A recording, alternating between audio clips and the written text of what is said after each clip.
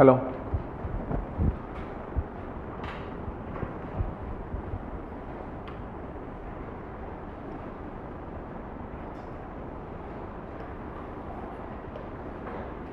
Okay.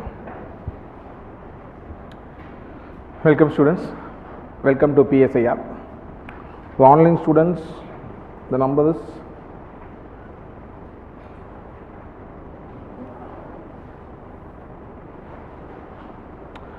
the number is 733. 1 minute.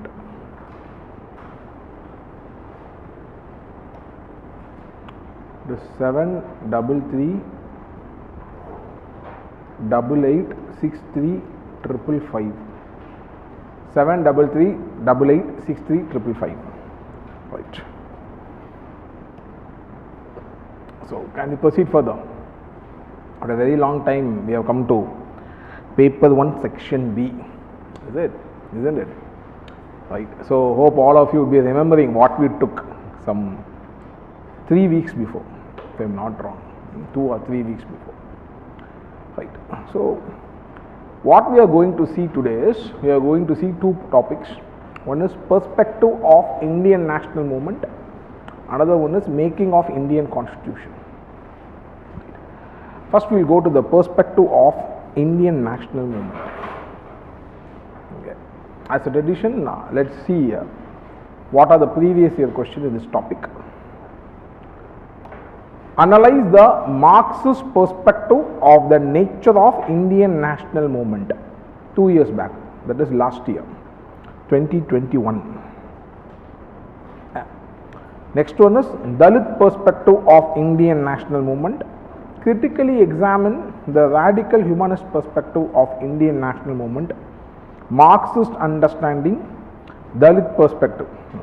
Marxist understanding has come twice, Dalit has come twice, and radical humanism come once. Right. Radical humanism, I will not be taking it today. The reason being, first of all, I have to take you what is radical humanism. So anyway, in Indian political thought, we have M.N. Roy. I will couple that. Okay. So when in Indian political thought, when M.N. Roy comes, in that I will take what is radical humanism, and then I will take radical humanistic perspective. Right. So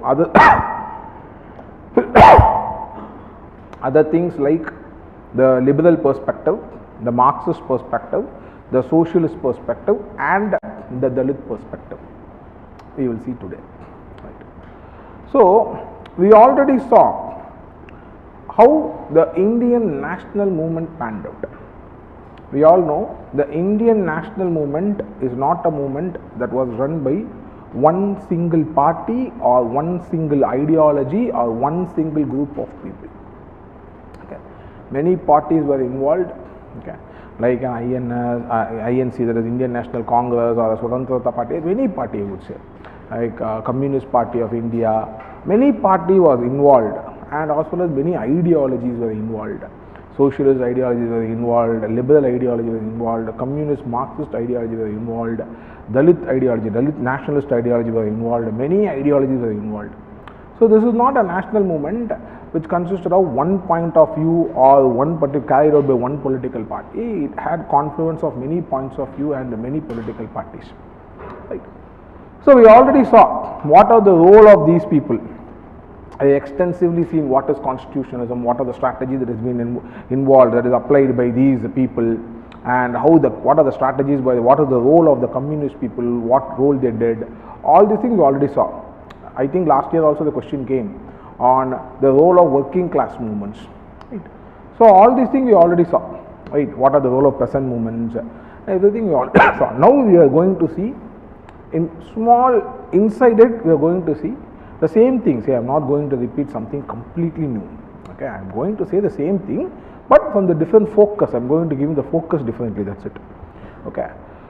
So first we will go to the liberal perspective of Indian national movement. Liberal perspective of Indian national movement. This is again, let's start it from the political theory point of view itself. It is always better that our students now itself get trained to see this paper 1 section B from the political theory point of view. Last year there was a question on preamble. Did you saw the question? Did you see the question? Anyone of you? Did anyone of you see the question of preamble? How they twisted the question on preamble last year, that is this year, I mean September 25th, right? 25th we had exam, correct? Anyone else saw the question? No. In that question, they have beautifully used the concept of social contract theory that we read in paper 1, section A, and they have used the social contract theory and asked it to explain how this preamble of Indian Constitution is nothing but a social contract. Okay. So these type of questions generally don't come before last year. Okay. If it is paper in sociology, it would come, but in political science, it's a new trend. Okay. In other subjects like sociology, public administration, the trend is already started, but for us, they have not started, but now they are starting it. Okay. So they are trying to culminate what we read, the theoretical understanding in political one, that is political theory that we read in section A. We have to apply it in section B a little bit. So how preamble is nothing but a social contract. So we should know a little bit about the social contract theory that is developed by John Locke, Thomas Hobbes, J.J. Rousseau, a little bit about it. Okay. Then we have to apply that, and we should know the exact text of the preamble. Then we have to relate it and say how this text of the preamble is nothing but the social contract theory. Okay. So such kind of questions might come. So in case of this liberal perspective, or Dalit perspective, or Marxist perspective, or any of this perspective also, little bit of understanding of what is the liberal view of politics, what is the Marxist view of politics. Okay, you might be required, it might be required to write the exam also. It's very simple. So now itself we will see liberal perspective. Okay, what is this liberal view of politics? Many times we have discussed this. Many times we have discussed this. Liberal view of politics. What is this? Without seeing the slide, tell me. Any one of you. Online students can also interact with me. What is this liberal view of politics? How liberals generally view politics? The technical term that you have to use is reconciliation of interest. Liberals always believe that politics is a platform where different interests could be reconciled. Okay. You might have one viewpoint, you might have one viewpoint, every one of you have a different viewpoint. But liberals believe all the viewpoint could be compromised and a common minimum program could be brought about. Okay, that's how liberals will always think. Okay, common minimum program. If you ask a Marxist, Marx will say it's not possible unless and until the prevailing scheme of things goes away. What is the prevailing scheme of things? The capitalist mode of production. Okay, that's how Marxists will think. That's the Marxist view of politics. Okay, Marx has never denied. He would say yes, political emancipation is required, but political emancipation is the highest form of human emancipation only within the prevailing scheme of things. Within the prevailing scheme of things. What is the prevailing scheme of things according to Karl Marx? The capitalist mode of production. Okay, so that is Marxist view of politics. The liberal view of politics is this reconciliation of interest.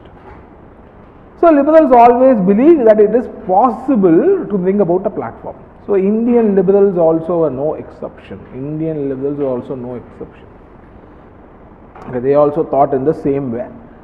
So what is the simple method they will use? The idea of rule of law, developing the rule of law. First of all, we have to understand when we were being colonized, all the rule of law, the law is being written by the Britishers. Correct? Written by the Britishers. So what will be the very first aspiration of our people, at least the liberal people who are there, what will be the very first aspiration of the liberal people there? Sorry? Exactly, to write the law, to write our own law. Correct? That would be the very first basic aspiration. Okay. From the liberal point of view, they would say, okay, rule of law is most important from the liberal point of view. Giving the rights to all the people is very, very important from the liberal point of view. But we should be in the position of lawmakers. That would be the first. So that is what Indian liberals also did. Okay. So they also tried to make law. All these things we already saw. So I am not going to repeat it. So So how different stages they fought for different laws, and slowly and steadily the charter had become the 1858 Act where the crown took it. Then councils have started to come, and some kind of direct elections comes in the 1890s. Then fully direct elections, two reforms, Montagu-Chelmsford and Marley-Minto reforms, and slowly steadily the Simon Commission, Nehru report, constitutionalism, we saw everything. Okay, these were the nothing but the attempts of the people with liberal mindset. People with the liberal mindset. Did you understand? Okay. So when they ask you about liberal perspective of Indian national movement, or a Dalit perspective of Indian national movement, or a Marxist perspective of India, how to approach this question? Okay. You have to write about how the liberals thought about Indian national movement during their struggle or even after the struggle, whichever you want. For example, there are certain Marxist thinkers after the Indian national movement is done, they have commented on the nature of Indian national movement. Okay. But there are certain Marxist thinkers even during the time of Indian national movement, when the national struggle was going on, they would have deciphered, okay, how this national movement is going on. Similarly with Dalits. Okay. So how they viewed the national movement. Okay, that is what you have to write, guys. Similarly with the liberals perspective. Okay. Right. So this slide shows about, this thing shows about what I told you about the liberal view of life. So the Indian National Congress is a party which represented the above liberal mindset. So most of the moderates, because all moderates, we can put them into the liberal framework, no doubt in it. So leaders like Dadabhai Naoroji, Gopal Krishnan Gokhale, M.G. Ranade, Feroz Mehta, all represented the liberal perspective inside Congress. Okay, all these things we already saw. Why we called them moderates. Okay, so because they always wanted to follow the moderate methods like petitioning waiting. Okay, but as we already saw, this method of enhancing the rule of law or this constitutionalism is not just only with the moderates, but till the end of Indian national movement, all, even Nehru, Gandhi, everyone followed the same thing. You shouldn't be confused in that. Okay, they wanted step-by-step improvement of the rules, laws and regulations of the country in such a way that the Indian indigenous people steadily gain power and ultimately realize independence. Okay, very, very important with respect to Indian national movement is that everyone wanted to uphold the concept of rule of law. Right. Leaders like Rajagopalachari, independence activist and politician, was the last Governor General of India, founded the Swatantrata Party. This is his profile basically. Minnu Masani, leading figure in Swatantrata Party and founding member of Indian Liberal Group. B.R. Shenoy, classical liberal economist, was president of Indian Economic Association, and A.D. Sharaf, the banker and economist, co-founded the Forum for Free Enterprise, represented the later liberal thinking in the Indian setup. This is to give you, because if any question comes from the other side, who are the liberal people during that time? So I have given this. Sometimes there is a tendency to not to include Mahatma Gandhi and B.R. Ambedkar into the liberal setup, but that is not the way it should be done. Even Mahatma Gandhi, even though he has his own set of ideology, which is a confluence of socialism, a little bit of Marxism, a little bit of his version of Hindutva, and a little bit of all the other versions, he was a liberal. Okay, we have to understand and accept that. The writings of Mahatma Gandhi also had a little bit of, because any person who tries to enhance the rule of law, okay, any person who tries to enhance the rule of law strictly can be called as a liberal. Okay, right. Always remember this. What is the difference between liberal and non-liberal? Liberal is a person who always believes in the rule of law and tries to enhance the rule of law, and always try to do everything through law. That is a typical characteristics of liberal. Okay, right. So Mahatma Gandhi represented India's liberal among socialists and socialist among liberals.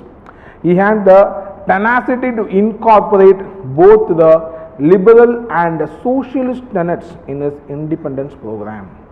The liberal perspective continued in the Gandhian era of national movement also. Okay, right. Always remember this. Similarly with Dr. B.R. Ambedkar also. There is a tendency to include Dr. B.R. Ambedkar only with a Dalit perspective. Of course, yes, Dr. B.R. Ambedkar is a Dalit and he fought for the rights of Dalits, but when we understand liberalism believed in democracy. Ambedkar many times has told this very, very clearly, why I am fighting for the rights of Dalits, the scheduled caste and the oppressed. Okay, he has said many times that democracy is not a form of government, it's a form of a society. Okay, when you have certain group of people who've been oppressed without any rights, okay, in the name of religion, in the name of the God, then the democracy cannot exist in a society. Okay, so Ambedkar is one of the person, the foremost thinker of India, who actually enhanced the liberal democracy of India. Okay, if India can proudly call us as a liberal democracy, then it is Ambedkar who actually enhanced this liberal democracy, the very idea of democracy. Okay, democracy is all about giving rights to all the people, equal rights and equal freedom to all the people. That's a simple way of understanding a liberal democracy, isn't it? Equal rights and equal liberty, that is equal freedom to all the people.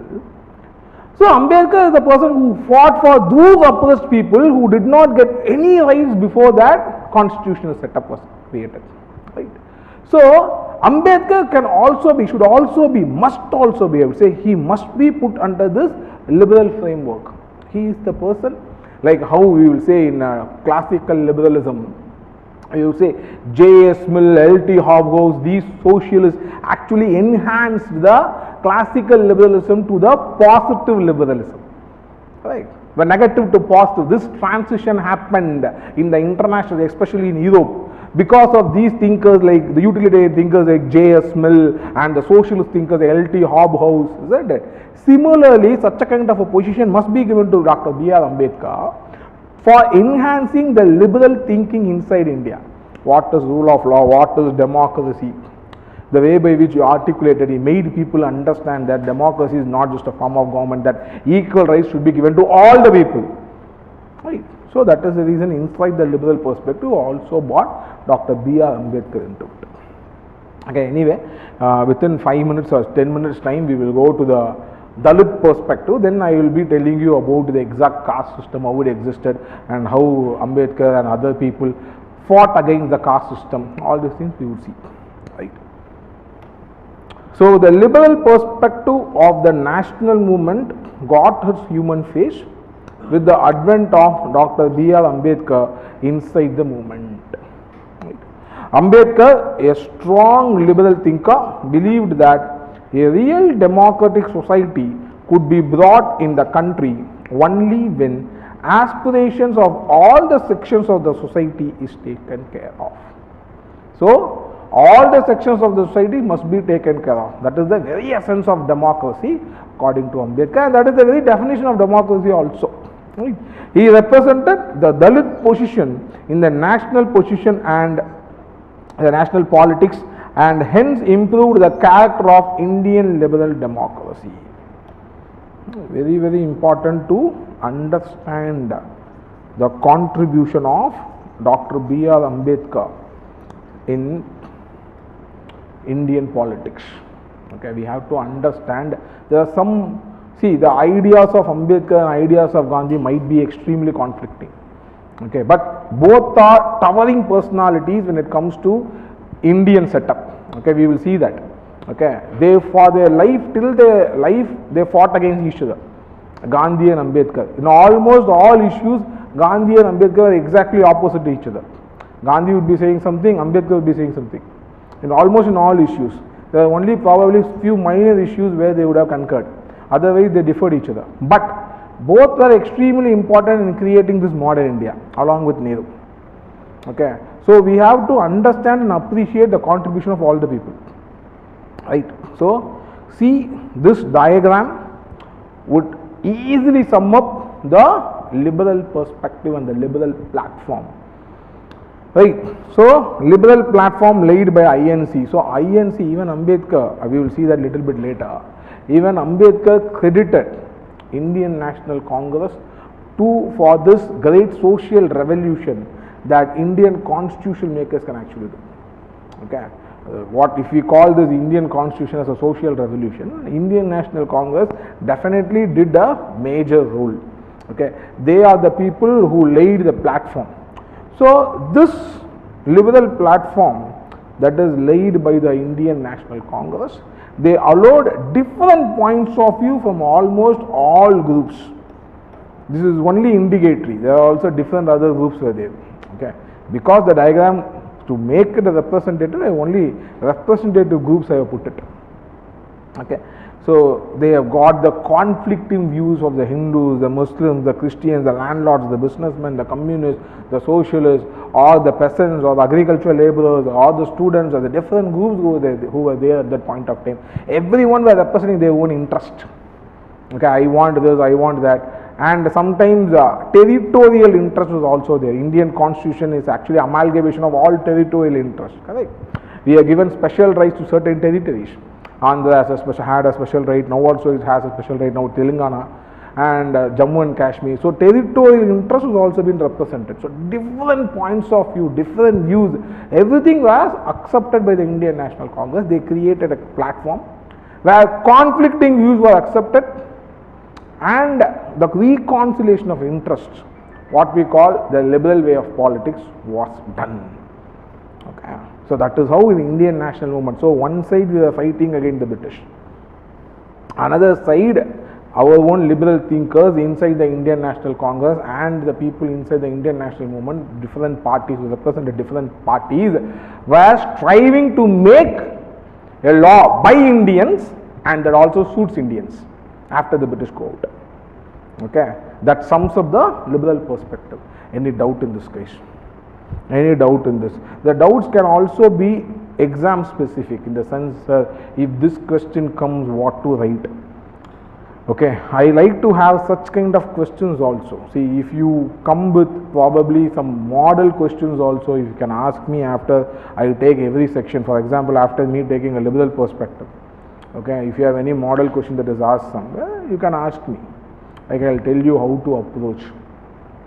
Okay, any which way. Any other doubts in the liberal perspective?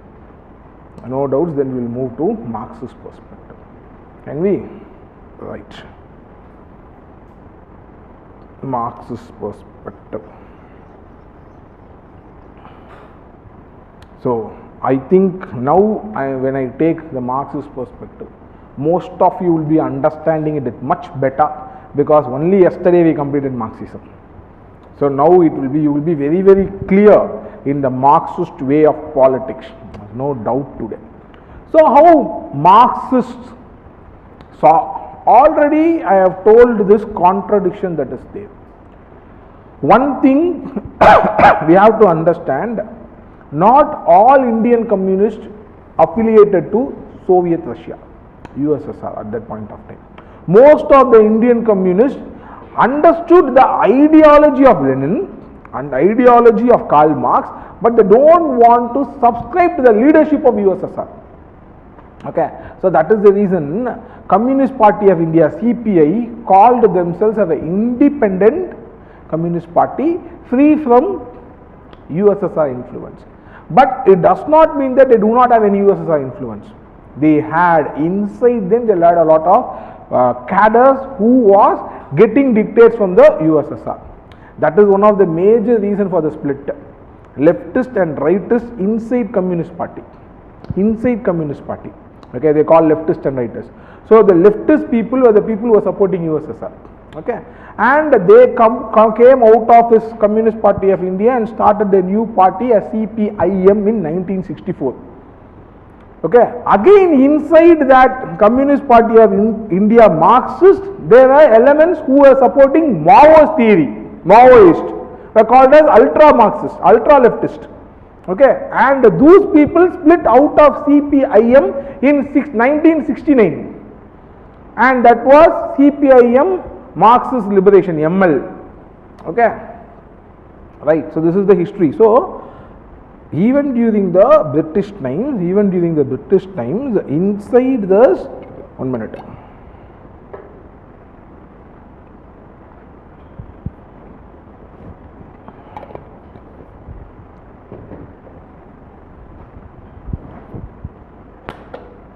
Okay.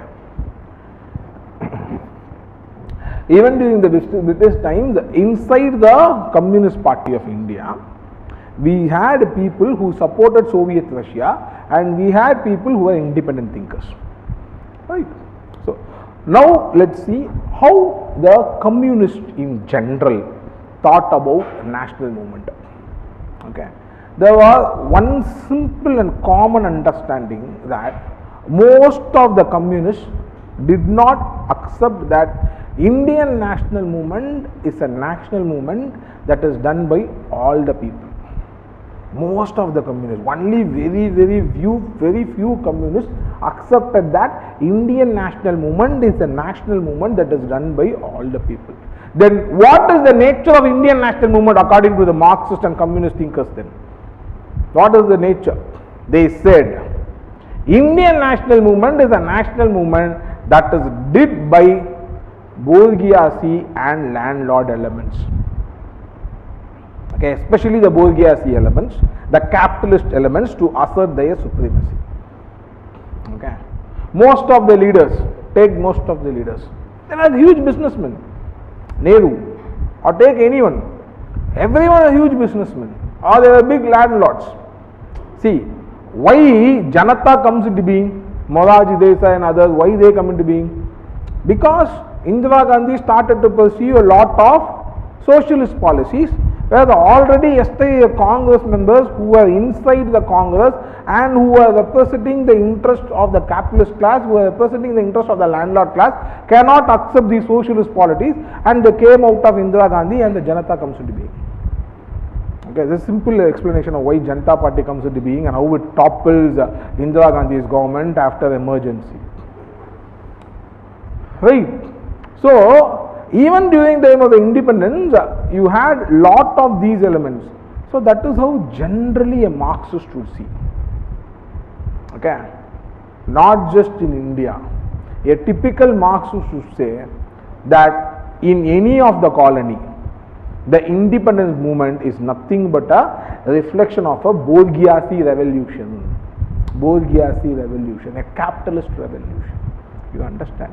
Because once these colonies, which is technologically developed, okay, has colonized these countries like India, Africa and other third world countries, these are predominantly at feudal state, feudal mode of production when they colonized. India did have a feudal mode of production when Britain people colonized us, correct? So in a typical Marxist theory, a proletarian revolution can come only after the bourgeoisie revolution, correct? That is a typical Marxist theory. Now I hope all of you understand that, correct? So how a typical Marxist theory will go? If from a feudal setup there will be a bourgeoisie revolution, and after the highest stage of capitalism there will be a proletarian revolution or a socialist revolution, right? But the Soviets do not believe in attaining the highest state of capitalism. They do not believe in that. Instead of going to the highest stage of capitalism, Lenin and Stalin and others prescribed going to a system of a Soviet system, what they called the system of Soviet system, so that immediately after the bourgeoisie revolution, a proletarian revolution can be brought about. But the initial condition is a bourgeoisie revolution. That should definitely come. Okay, you cannot supersede the bourgeoisie revolution, but a bourgeoisie revolution has to come. Are you understanding it? So a typical Marxist at that point of time thought that in all of the colonies a bourgeoisie revolution must come, and after the bourgeoisie revolution, even immediately after the bourgeoisie revolution, if they are ready to go to the Soviet system, a proletarian revolution might be possible. Okay, so Lenin pioneered this view. Stalin also accepted this view. So all people thought or viewed the national movement that is happening in all colonies as a representation of bourgeoisie revolution, a capitalist revolution. Is it okay? Right, let's see now. This is only one point of view. I have summed it up. Inside there is also another point of view. I will tell you very soon.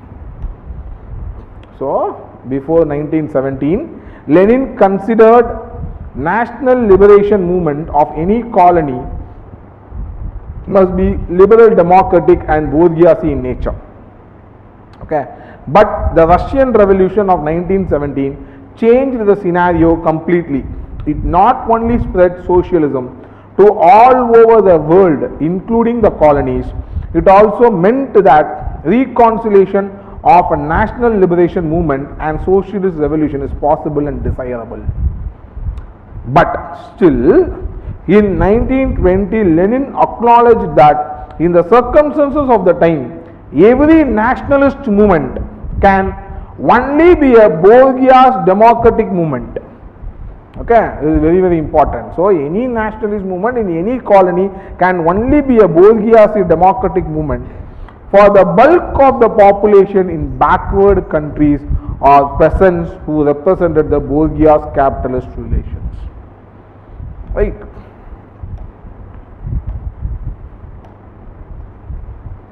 So, how they dictated?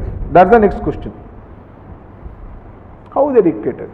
So, now Lenin and after Lenin, Stalin also accepted that the bourgeoisie revolution will definitely come, only then the proletarian revolution is possible. So, now they understood that any national movement in any colony would be a bourgeoisie revolution. Then what is the way forward? So, what is the way forward? So, what they suggested is, all the communists must support the people in the bourgeoisie revolution. Okay, you have to support all the people in the bourgeoisie revolution unless and until they are against your basic interest. Okay, otherwise, you have to support the bourgeoisie revolution, and once the bourgeoisie revolution is done, simultaneously when you are supporting the bourgeoisie revolutions of the national struggle, you should also organize the working class, the peasants and all the other people simultaneously. Okay, simultaneously it has to be done, and once the bourgeoisie revolution is done, the time is ripe for the another socialist revolution. Okay, so they asked the communists to support.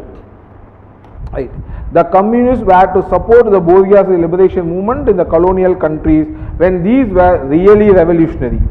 But the term revolutionary was given a surprisingly moderate meaning.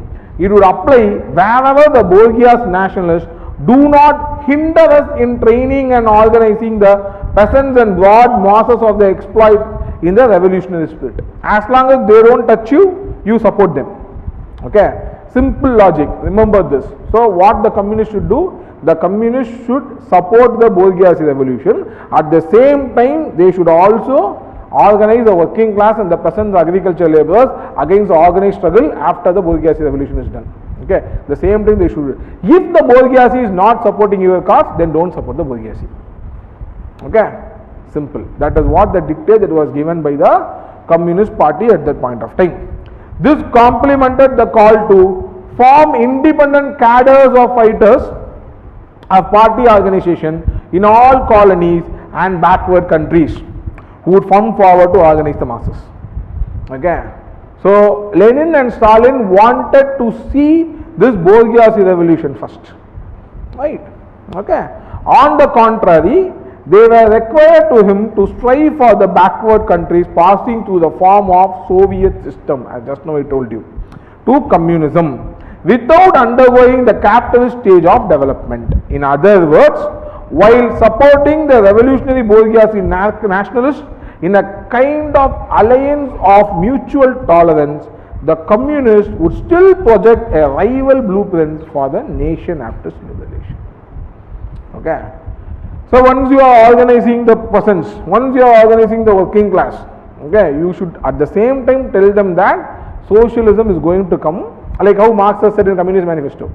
Okay, definitely another revolution will come, don't worry, it is going to solve all your problems. That is what the hope the Communist Manifesto gave, correct? The similar hope you should also give to the working class people of the colonies while you are supporting the national struggle. You have to understand the national struggle is led by the bourgeoisie and they are going to give a democratic state after the national struggle. Right now you support them, don't do anything else, and after the bourgeoisie revolution is done, after the national independence got, at the same time you should be organizing all the working class, at the same time you should be organizing all the peasants and agriculture class, and once the bourgeoisie revolution is done, independence is got, you start your work. Okay, and the socialist revolution might come very sooner. Is the simple blueprint that was given by most of the communists led by Lenin and Stalin. Any doubt in this? 1 minute. Okay. This is Stalin.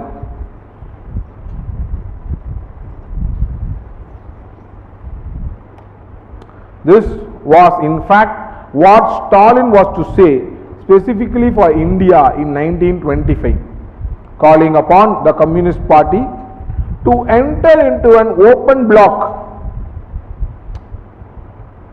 with the revolutionary wing of the bourgeoisie in order, after isolating the compromising national bourgeoisie, to lead the vast masses of the urban and rural petty bourgeoisie in the struggle against imperialism.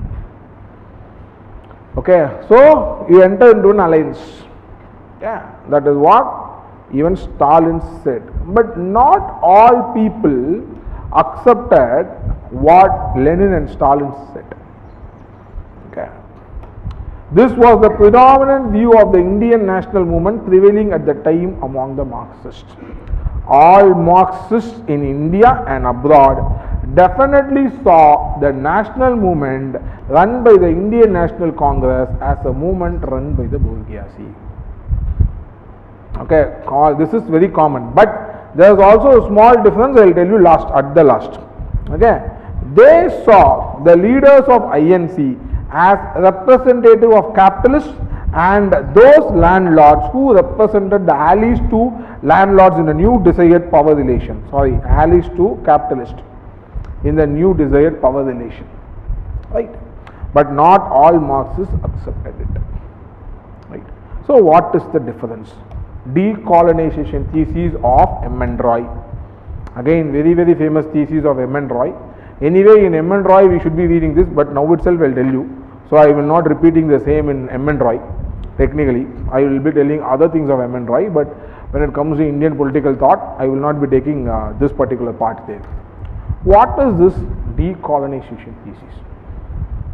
M. N. Roy, first of all, did not accept the formulation that was given by Lenin. Initially, what M. N. Roy thought is, Indian bourgeoisie is not that developed to take forward the bourgeoisie revolution. Okay. First of all, to take forward a bourgeoisie revolution, a capitalist revolution, the relations of production should be developed and the mindset, the nature of the bourgeoisie should also be that developed. So he said, our indigenous capitalism is not that developed to take forward this bourgeoisie revolution. Point number one. So you need not support any bourgeoisie, right? And then he said what he should be doing. Initially, before writing the decolonization thesis, he wanted the communists, especially Indian communists, to organize the working class and the peasants independently for a socialist revolution, even at the time of imperialist control. You understood? Okay. Why to wait for a bourgeoisie revolution? Because Indian bourgeoisie is not developed. Let's organize the working class, let's organize the peasant, let's organize everyone, let's go for the ultimate revolution. Directly take the control from the Britain. Okay, that was his initial point of view. And in 1925, when M. N. Roy was asked to write the thesis what he wrote was called as decolonization thesis. He changes it a little, but the central argument of the decolonization thesis is the same. What he says is, see, now the Britain is it a stage after the First World War? The Britain bourgeoisie is at a stage that they cannot forge a grand alliance and control the whole world. So they might be forging alliance with indigenous Indian capitalists. So they will be forging alliance with, that is the Britain capitalist might be forging an alliance with indigenous Indian capitalist. So there is a possibility that India might get a dominion status very soon. Okay, and who will be ruling it? The bourgeoisie, right? So what he said, this is called as decolonization thesis. So the colonization will be decolonized very directly by the British because of the capitalist condition that is there in the British homeland. So you need not wait for any freedom movement. Even if there is freedom movement or there is no freedom movement, still the decolonization will happen. You understood? Eventually that happened. Eventually, see, Sri Lanka got independence. There was no national movement in Sri Lanka. How? See, what M.N. Roy said eventually came to happen, but he said it after First World War, but eventually it happened after the Second World War. During the Second World War, Clement Attlee, the Labour Party, what is his election manifesto? His election manifesto is very simple. I will give independence to all the colonies. Because at that point of time, the public opinion in Britain was, the colonies are taking the money out of us, the burden to us. So Clement Attlee's election manifesto in 1945 was, I will give independence to all colonies, and because of that he was elected. And once he came to power, the immediate signature was giving independence to all colonies. This was presumed. It was actually anticipated by M.N. Roy even after the First World War. Okay. Then itself M.N. Roy said, the condition of the Britain is such a way that they are going to decolonize, but with a dominion status. You know what is the dominion status? Dominion status is the status where the king would be there, the British crown would be there. Inside the British crown, all the other independents would be there. Okay, but it will not be a republic as such. India will not be a republic. So M.N. Roy anticipated this and said, so this is the time for us to organize all the working class and the peasants and agricultural laborers to go for the kill. We need not wait for the bourgeoisie is going to forge an alliance. Okay, they are not developed. So let's take the mantle, let's create a proletarian revolution and let's create a socialist India. Okay, not just India, all colonies. This is what the decolonization thesis was put by M.N. Roy, and eventually it was not accepted by all the people there, and he was expelled from the Communist Party itself because of this thesis. Okay, and he was thrown out of Communist Party, and once M.N. Roy is thrown out of the Communist Party, then as you know, he starts his own party and his own ideology called radical integral humanism and all these things. Radical humanism, integral humanism is the ideology, right? Okay. Now let's go into the slides. This is M.N. Roy's younger picture. Online students, any doubt then and there, please ask me. M.N. Roy, one of the tall leaders of early communist movement in India, did consider INC as a capitalist landlord conglomerate and was critical of Gandhi and his method in his initial years. Why I have mentioned in initial years is because in his later years he did support Gandhi. Okay, that is the reason I said in his initial years. M.N. Roy's life could be categorized as before communist and after communist. Okay, when he was a communist, he was a typical communist. Okay, any typical communist even today will not accept Mahatma Gandhi. He will not accept Mahatma Gandhi. If you speak with the communist, okay, at least for political reasons you will say yes, Gandhi is the father of the nation. But otherwise, if you speak deeper with them, he will not accept Mahatma Gandhi. Okay, that's a communist mind, right? So, but M.N. Roy did not accept the solution given by the Communist International. During the times of Lenin, even during the Second Congress of Comintern, M.N. Roy said, the bourgeoisie of India are not developed to run an organized revolt against the British. So, the bourgeoisie of India is not developed. So, you are speaking about a proletarian revolution like in the Marxist line. But in the Marxist line, if a proletarian revolution has to come, who is going to take it? The bourgeoisie. The French Revolution, if they took it, they were developed then. But Indian bourgeoisie is not developed. Okay. Hence, he called for independent leadership among the proletariats and asked the Communist Party to take the responsibility in nurturing that leadership and take the socialist revolution against the British colonialism and imperialism forward. Okay, so this he suggested not only for India, for all colonies. First he suggests for India, and in the decolonization theory he suggests all for all colonies. Okay.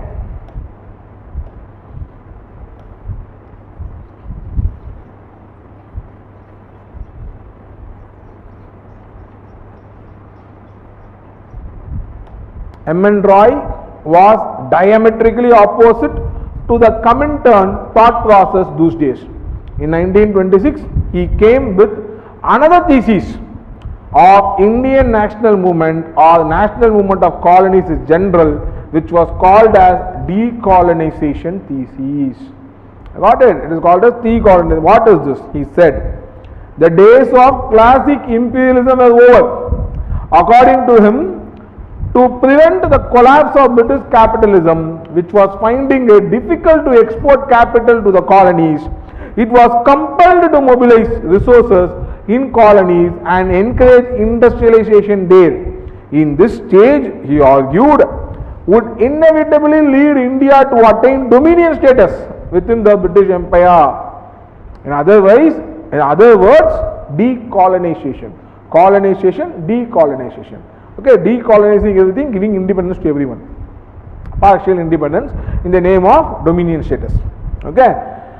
And in this process, a national bourgeoisie would be granted partnership in imperialist exploitation, and so national liberation struggle led by such bourgeoisie should not be supported by the communists. Okay, so anyway you are seeing a phenomena, definitely it is going to happen, the decolonization is going to happen. So anyway you are going to see a phenomena where this bourgeoisie is going to forge alliance with the British bourgeoisie and they are going to exploit us. So don't support. What the communists have said, the Lenin has said, support the bourgeoisie revolution as of now, simultaneously organize the working class, simultaneously keep organizing the agricultural laborers and peasants, and a time will come after the bourgeoisie revolution, then you can do the socialist revolution. That was the dictate of the Lenin and the Comintern. So he came with the decolonization thesis and said why we should not support the bourgeoisie, why we should not support the capitalists. You understand? So anyway they are going to forge an alliance with this imperialist. So we should not support this bourgeoisie right now. I got it? Right. Hence we understood.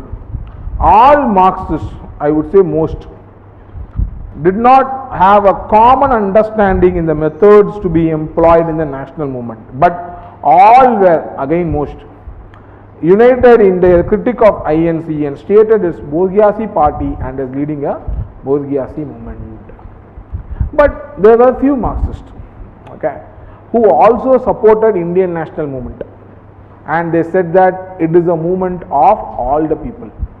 Okay, and those people was called as rightists inside Communist Party. Okay. Now many people criticize, even though Communist Party, the members of the Communist Party worked very hard during the Indian national movement, why they cannot be individually known? Okay, see, any labor union you take, Congress, we say Congress did it, but we all know when we read it deeper, it was the Communist Party cadres who are inside the Congress and did it. But even though Communist Party leaders did a lot of things, none of the Indian people do have any respect over the Communist Party, except for few people in Kerala and few people in West Bengal. Communist Party is a no party, okay, no man's party, I would say. Why? The reason being, the thought process of the Communist Party of India at that point of time wavered. Okay. When the people, most of the people were against Indian National Congress and they said that Indian National Congress is forging an alliance with the bourgeoisie and is nothing but a bourgeoisie party. But few party members of Communist Party of India accepted that it is a national movement and Indian National Party is a very good party which has the membership of all the people. Okay, so that is also there one of the reasons why CPI could not develop into a very good national political party till date, as they say, a criticism of CPI. Okay. So what we understood from the Marxist perspective is, predominantly most of the Marxists believe that Indian national movement was a bourgeoisie revolution. Indian National Party was a party that was run by capitalist and bourgeoisie. Okay, predominantly most of the Marxists, except few Marxists who belong to CPI, who believed that Indian national movement is a movement that is run by all the parties and all the members, and Indian National Congress is a very good party which has the membership of all the members. Only few communists believed. Otherwise, most of the communists thought it as a bourgeoisie revolution, and INC is a bourgeoisie party. And in that there is two variants. One variant is led by Lenin and Stalin, where they said, support this bourgeoisie revolution as of now, support this bourgeoisie revolution as of now. Simultaneously, once you are supporting this bourgeoisie revolution, keep organizing the working class and the peasants and agricultural laborers and give them a blueprint of the future socialist society and tell them that social revolution is soon to follow. Okay, that is one point of view. But there is another point of view which was led by M. N. Roy, where he said, don't support the bourgeoisie and bourgeoisie revolution, because decolonization is going to happen very, very soon, and Indian bourgeoisie is not developed to take the bourgeoisie revolution forward. So what is our role? We have to organize the working class, the agricultural laborers and the peasants separately to take a socialist revolution, to make a socialist revolution even during the British times. Okay, 2 points of view inside this. Okay, with this the Marxist perspective is over. Any doubt, ask me. Online students also, it has been a very, very long time that you have interacted. Ask me any doubts if you have, guys.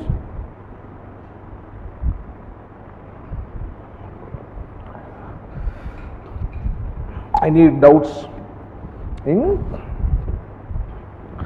Marxist perspective? I think it's very, very clear now, isn't it? Right? I think you are clear, right? Okay. This is enough. 2 questions have come from Marxist perspective. What I have said, I have given you 3 standpoints. Okay, all the 3 standpoints you write it for say some 30-40 words. You finish with a very good conclusion. You will get, if it's a 10 mark, you will get 7.5 marks. 7 mark definitely you will get if your handwriting is good. If your handwriting is bad, then don't expect. If your handwriting is good, you write all these things, 7.5 marks, definitely you will get it. Okay, develop, improve handwriting also. That's very important, guys. Anyway, in the first test, which will come by November first week, okay, I will see all of your papers, how you articulate. Then I will have a 1-to-1 session with all of you. I will discuss how to go about, how to write answers. Don't worry. By November, I will get a clear picture of my students. Okay, how you write and all those things, I will get it. Then we can sit and discuss. Then in class also I will tell you how to write, how to not write. Okay. Now we are going to the socialist perspective. Okay. See, socialist perspective, we all know there are many kind of socialists in Indian national movement. There were socialists who had a Marxist lineage, like Bhagat Singh. Okay. These are the people who had some kind of Marxist lineage. And there are socialists who are a little bit of evolutionary socialists, like Nehru. Okay. There are some socialists, a combination like S.N. Bose, Subhash Chandra Bose, and these people are a combination of both socialists. They believed in both tenets. Okay. So there are all kinds of socialists. Indian national movement have seen many kinds of socialists. So I have taken only few aspects of it. Anyway, other things we already dealt. Right. The Indian national movement was strengthened by the contribution of many socialists. The socialists differed hugely among themselves in the nature and the roles of the Indian national movement. The revolutionary elements in the socialist thinking thought the national movement must be used as a tool to educate the masses, especially the peasants, the working class, etc., about their rights, and they should be taught the methods to fight against all types of oppression. Who represented this much better? Bhagat Singh. Okay.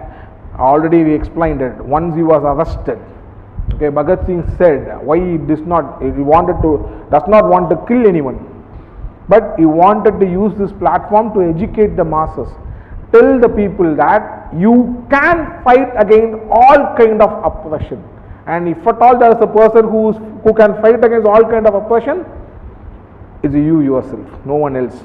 It's a typical communist thinking. The liberators don't exist. People liberate themselves. Ernesto Che Guevara's quote. The liberators don't exist. People liberate themselves. You cannot expect a messiah to come and save your life. A typical communist thinking. You cannot expect a messiah or God to save your life. Only you can save yourself. Yeah, this is what Bhagat Singh said to all the people. He used the platform, okay, and he told all the people that save yourself. No one will come and save you. You can fight against your own oppression. Right? The revolutionary socialist like Bhagat Singh thought the struggle of the masses doesn't stop with the attainment of the political freedom from British, but continues till the domination of domination of man stops. Right. The evolutionary socialists like Nehru, Jayaprakash Narayan, etc. used the freedom struggle and the corresponding constitutional struggle, which had a liberal tone, to incorporate their socialist ideas in the society and in the law of the land. Indian National Congress officially turned socialist in Avadi session. I hope all of you know that. Officially turns into a socialist in Avadi session.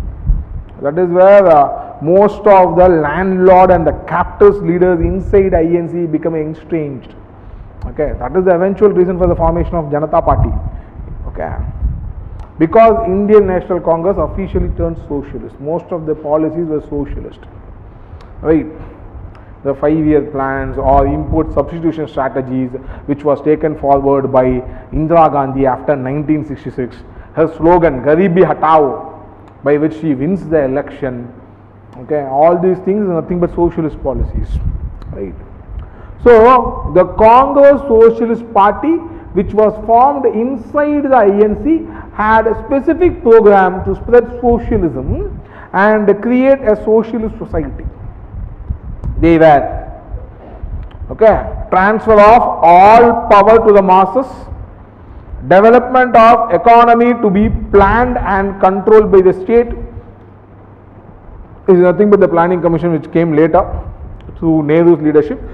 Socialization of key industries such as railway, steel, cotton, jute, etc. State monopoly of foreign trade. Organization of cooperative societies for production, distribution and financing the unorganized sector. When it comes to state monopoly trade, now only after 1991 most of things have been liberalized. Otherwise, the money cannot just directly come in. Only through the government route the money can come in. Right. Abolition of titles with compensation of princes, landlords and all other exploiters. Redistribution of land among the peasants. This was a state subject, and from 1960s most states started to put this redistribution of land ceiling act. Okay, and if at all there is a state which actually did the land ceiling act to the best is Kerala. No other state did it.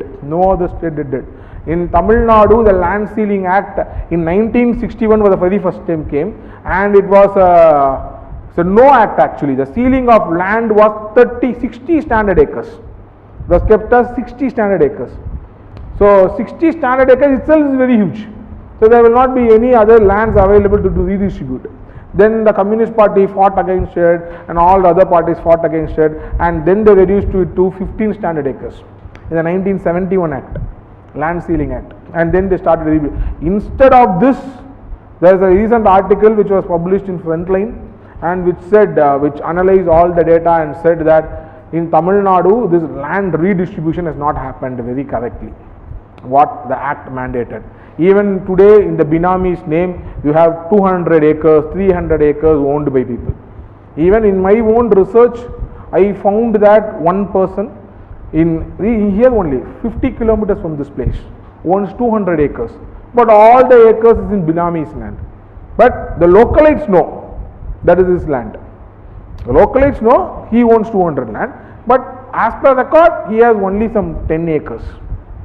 All these things is there. Only Kerala is the only state which did this correctly. Anyway, this is also part of syllabus. Land reforms is also part of syllabus. Okay, I will take it. Don't worry. In detail, we will discuss about the land reforms when we come to that syllabus. Okay, so the cooperative and collective farming to be encouraged and controlled by the state, liquidation of debts owned by peasants and workers, recognition of right to work or maintenance by the state, equitable distribution of goods, adult franchise on a functional basis, state shall neither support nor discriminate between the religions or castes or communities, the state shall not discriminate between the sexes, and refusal to acknowledge the so-called public debt of India. All these things were formed by Congress Socialist Party inside the INC. So, their idea was, their viewpoint was, they wanted to enhance the law of the land through these policies. Okay, they are 100% sure the typical socialism of the communist is not possible in India, where completely everything is being nationalized. Okay, that is a typical socialism. Okay, you don't have any private property, but that is not possible in India. So the Congress Socialist Party came with their own scheme of things, and they said this is the kind of the law we want to see once India becomes independent. Okay, right. Now, any doubt in the socialist perspective, please ask me. It's a very small perspective. The question has not come, so even if it comes, this is what you have to answer it. How the socialists saw, how they wanted to use the liberal setup. Okay, they cannot go directly in the Marxist line also. Okay, at the same time they cannot also go directly to the liberal line. So they wanted to use the rule of law to enhance the way of living, give more economic rights to the people. That's what socialism is all about, right? So that is how they saw the Indian national movement. Okay. Now we will proceed to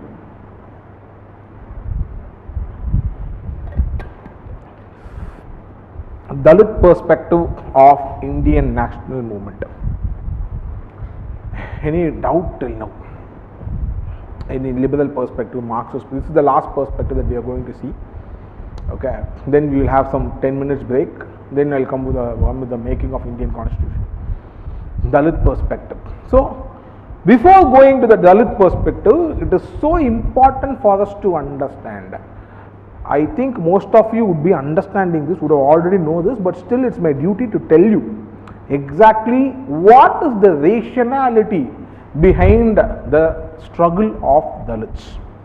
Okay, the rationality has to be told. Only then you will understand why Dr. B.R. Ambedkar and all the other people fought for special rights or the reservations or other kind of rights.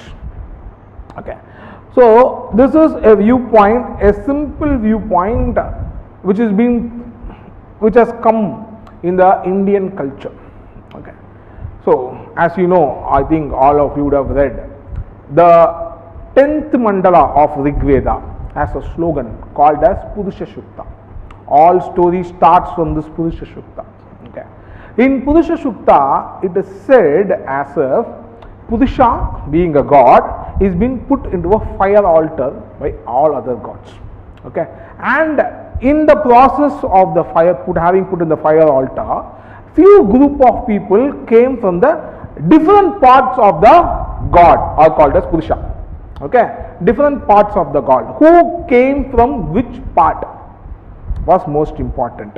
So they said the Brahmins are supposed to be the topmost. They came from the head of the god Purusha, and Kshatriyas came from the shoulder, Vaishyas came from the thighs, and the Shudras supposed to have come from the feet of god or Purusha. It is mentioned in the 10th mandala of Rig Veda, a slogan called as Purusha Shukta. Right? And where is Dalit? According to Indian culture, Dalit do not come from God or any part of God. Okay, that is the reason they are called as untouchables. They are also called as outcasts. They are also called as Atishudras. Many names are there, right? So supposedly all the other four Varnas have come from some part of God, and Dalits have not come from any part of God. Okay, they are called as Atishudras or outcasts or untouchables. This is the Indian culture to start with. But it is very hard to understand whether all the people of India do understood the Rig Veda, or after Dharma Shastra, Manu's Dharma Shastra, it also explains a little bit of this fact, and a lot of laws persisting or pertaining to the Brahmins, the Satyas, the Vaishyas, the Sudras has been written, and the untouchables is written in Manu's Dharma Shastra. It is extremely hard to understand that all the other people at that point of time knew these Dharma Shastras and Rig Veda. Definitely not. I would say definitely not. But what is the reality is, knowingly or unknowingly, this was practiced. Okay, this hierarchy of caste was practiced. Whether they know Rig Veda, whether they don't know Rig Veda, whether they have read the Purusha Sukta or not read Purusha Sukta, whether they have read Manu Dharma or not read Manu Dharma, that's a different story altogether. But this was practiced. Okay, the people were untouchables, were not allowed to drink, they were not allowed to enter. There were a lot of other social practices. In Tamil Nadu, the highest form of discrimination happened in Tamil Nadu. Even a shadow of a lower caste cannot fall, even a shadow. Okay, I already told you, narrated about incident, I think I narrated about incident. There was a caste in Tamil Nadu which is unseeable caste, supposedly. The people of that caste should not be seen by the people of other caste. So what they will do is, they go to the top of the palm tree and they will sound that I am going to come into the village, I am going to come into the village. Please, all the upper caste people, please close the door. Okay, then all the upper caste people will close the door. Then they will come out of the palm tree and they will go to the village, and a few people would have kept some food outside their home, and they will take it and they will go back. That was a practice that was there in Tamil Nadu, the highest form of discrimination. Okay, all over India such kind of discrimination was there. Not to say that the Sudras were not discriminated. Sudras is also discriminated. Okay, they form the bulk of the OBCs. At least not in Tamil Nadu, but other classes, other places, yes, they were discriminated. So everywhere the hierarchy was maintained. What are the three most upper caste considered was Brahmins, Kshatriyas and Vaishyas, supposedly to be called as twice born caste. Okay, what is the reason of this twice born? The philosophy of twice born is, it is believed that they are born twice. First time when they come out of the mother's womb, and the second time when they put the sacred thread. All these three group of people will put the sacred thread. Okay, the Brahmins will put, the Vaishyas will put, the Kshatriyas will also put. So they are born twice. The second time they are born, when they put the sacred thread. Okay, so that's a belief. So these people are called as twice born caste. So they enjoyed most of this. Mahatma Gandhi comes from Vaishya. Okay, he is not a Brahmin as most people believe. Gandhi belongs to Vaishya group, but a twice born group. Okay, that is where Ambedkar is against Mahatma Gandhi. Okay, all this story you will read it when come to Gandhi-Ambedkar debate in Indian political thought. Right now it is not required. So this is how this Indian society was. Okay, so we do not know where its origin was. Okay, maybe the origin was in Purusha Sukta, maybe or may not be. But what we know is, during the time of Ambedkar, during the British times, the oppression was at the highest form. I think I already told you, the women should not wear any dress above their waist in Tamil Nadu, mostly in Kerala. This practice was there till 1940s and 1950s in Kerala. 1940s and even the photos are available. If you Google it, you can find the photos. I don't want to name the caste now, because the person of this caste might be here, so I don't want to be offensive. So it happened, even now it is there. The people of that particular caste, the women of the particular caste cannot wear anything above their waist. till 1940s or 1930s, 1940s in Kerala. They were not allowed. Okay. So such inhumane practices was there all over India, in the name of religion, the so-called religion that was there in India. So people were against it, and the foremost person who was against it was Dr. B.R. Ambedkar. So what is this typical Dalit perspective? Before going to the different personalities like who is an MC Raja, who is Ambedkar, who is a Periyar, what is a typical Dalit perspective? Then we will understand how these people differed among themselves. Okay. Not all of them had a same point of view, like how in the Marxist perspective also, how different Marxists have different perspectives. Similarly, in the Dalit perspective, there are different points of view. Okay. First of all, we have to understand what is a typical Dalit perspective. The typical Dalit perspective or the perspective of the downtrodden, the lower caste at that point of time, could be summed up as simple as it is. There is no use in India's independence. No use in India independence once the transfer of power is going to happen from a British to a upper caste. Okay. So what is Periyar directly declared India's Independence Day as a black day. Why he declared that as a black day? He says the same thing. There is no use if this power is going to go from a British to a Brahmin. Anyway, the oppression is going to be the same. Okay. The caste structure is not going to change. There will be Brahmin at the top, then you have a Kshatriya, then you have a Vaishya, then you have a Shudra, and you have a outcast. So in fact, Periyar went to an extent and said, I will be happy if Britishers continue. But not all Dalit people had it. Okay, we cannot put Periyar into the Dalit perspective. Again, I am telling you, just for reference I am telling you, because most of you understand his theories. That's it. Okay. So this is a typical Dalit perspective. Typical Dalit perspective thought that there is no use in India's independence as long as this oppression exists. Okay. So first thing what we have to negate is the oppression. Only then we can look for India's independence. Okay. Right. Now we will start reading.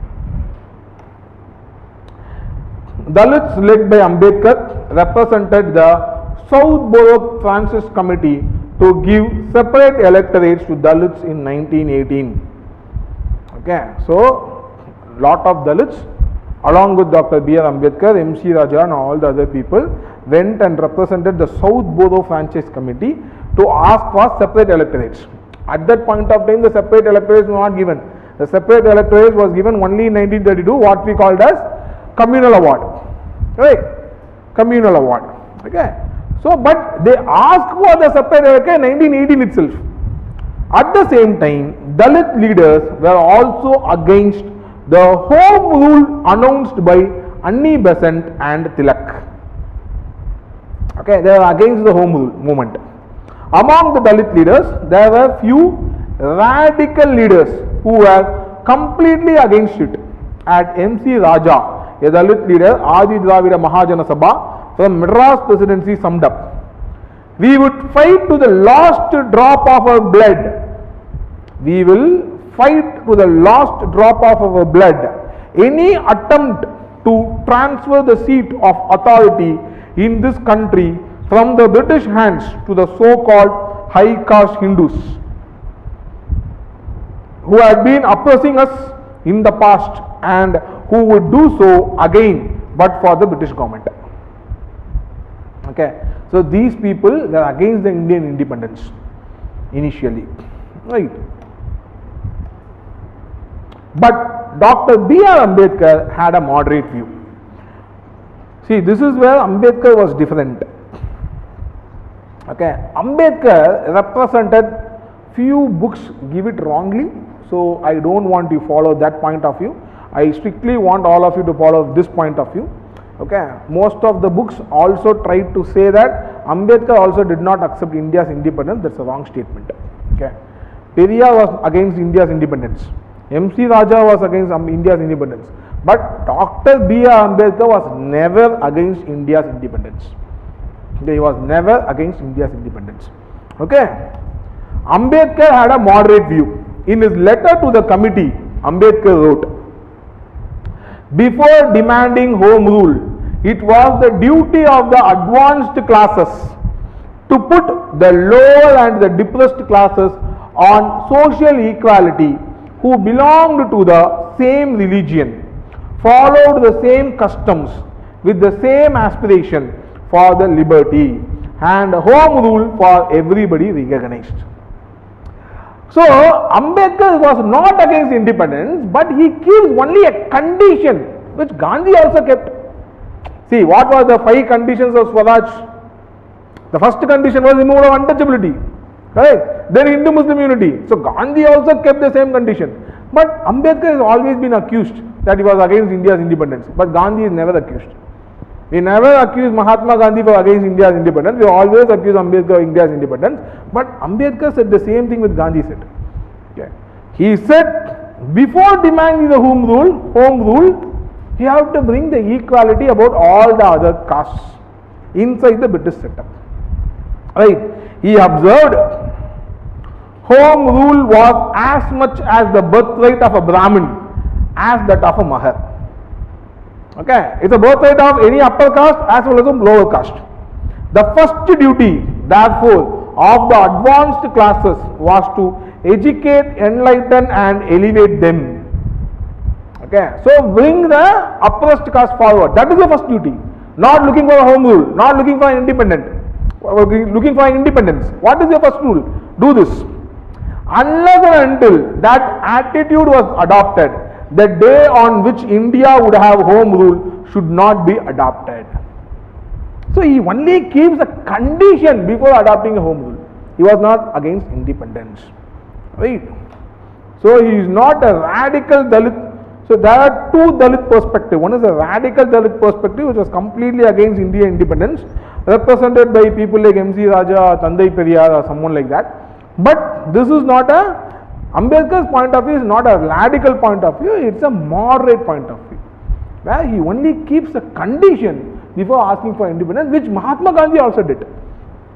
Right? Even though Ambedkar was against the establishment of home rule, before the social equality of Dalits are achieved, he was a true nationalist. Baba Sahib himself has said, we feel that nobody can remove our grievances as well as we can, and we cannot remove them unless we get political power in our own hands. No share of this political power can evidently come to us so long as the British government remains as it is. Okay, so as long as the British government is there, we cannot get the political power. It is only in a Swaraj constitution that we stand any chance of getting the political power into our hands, without which we cannot bring salvation to our people. Okay, so Ambedkar strongly believed the Dalits can improve in an independent constitution, right? A Swaraj constitution.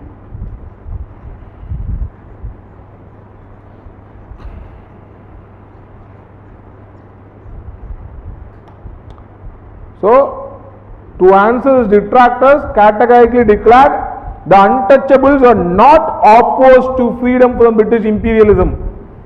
You are not opposed to them, but they refuse to be content with mere freedom from British imperialism.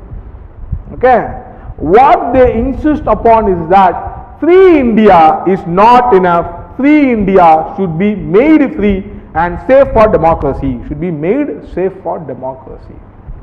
Okay, Dr. Ambedkar, in a strictest sense, wanted a true democratically free India, not mere free India. Democracy, in a sense, was not just a form of government as the Congress and the other mere freedom fighters thought. For him, it was a society in action. So for Ambedkar, democracy was a society in action. He really wanted a democratic society to be nurtured by all stakeholders in India that gives equal respect to all, a precondition to set up a free, independent, democratic government. So, he needed some constitutional safeguards in the free India to realize the true freedom. That is why we have to understand Dr. Ambedkar. Okay, the same thing Mahatma Gandhi has said, but we don't criticize Mahatma Gandhi. But the same thing Dr. Ambedkar said, everyone criticized Dr. Ambedkar as an anti-national. Ambedkar was never against India's independence. Most of the book which sums up the Dalit perspective will generally sum up that Ambedkar was against India's independence. That is wrong. Ambedkar many times in many articles from 1918, 1919 he has written that I am not against India independence. But he only wanted certain conditions to be served. Okay, which Gandhi also said. Right. I know my position has not been understood properly in the country. I know that my position is not properly understood in the country. It often been misunderstood. I say that whenever there has been a conflict between my personal interest and the interest of the country as a whole, I have never pursued the path of the private gain. So far the demands of the country are concerned, I have never lagged behind. Right. So with this I complete the Dalit perspective also. Any doubt you can ask me. So we have seen the liberal perspective of India national movement, then we have seen the Marxist perspective, then the social perspective was very less, then we saw the Dalit perspective of the Indian national movement, yet to see radical humanist perspective. That I will take after taking the integral humanism or radical humanism of M.N. Roy. Okay, after that I will tell about this perspective. Okay, right now it will be harder for me and also for you to understand. Right. Okay guys, any doubts please ask me. There's 6-7 minutes left. I planned 1.5 hour session. So 6-7 minutes left. I finish it earlier as usual. So ask me some questions so that it will be easy. Online students, please ask me some questions. Put PSI at the top. Right. Okay. Anything, anywhere in the Dalit perspective.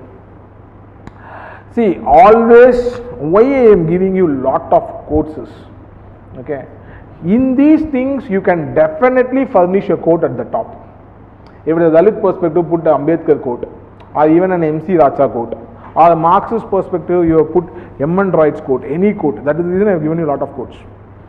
Okay, because this is easier, because these questions have come twice. Marxist perspective have come twice and Dalit perspective have come twice, because highly asked. So prepare some quotes, right, and after that write the body. Most of the times these questions come only for 10 marks, not more than that. That is how we think, isn't it? I think most of the time they come only for 10 marks.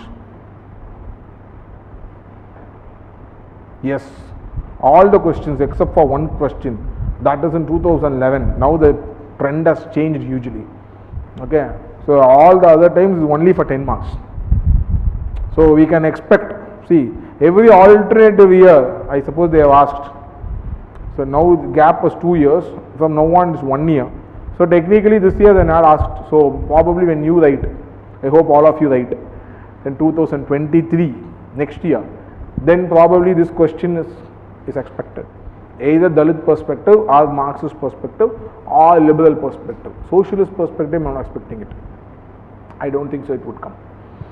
Okay, so anything among these three things is a possibility. Okay, so prepare. The important question for us. So ask doubts if you have anything. Any doubts, any clarification needed? Yes.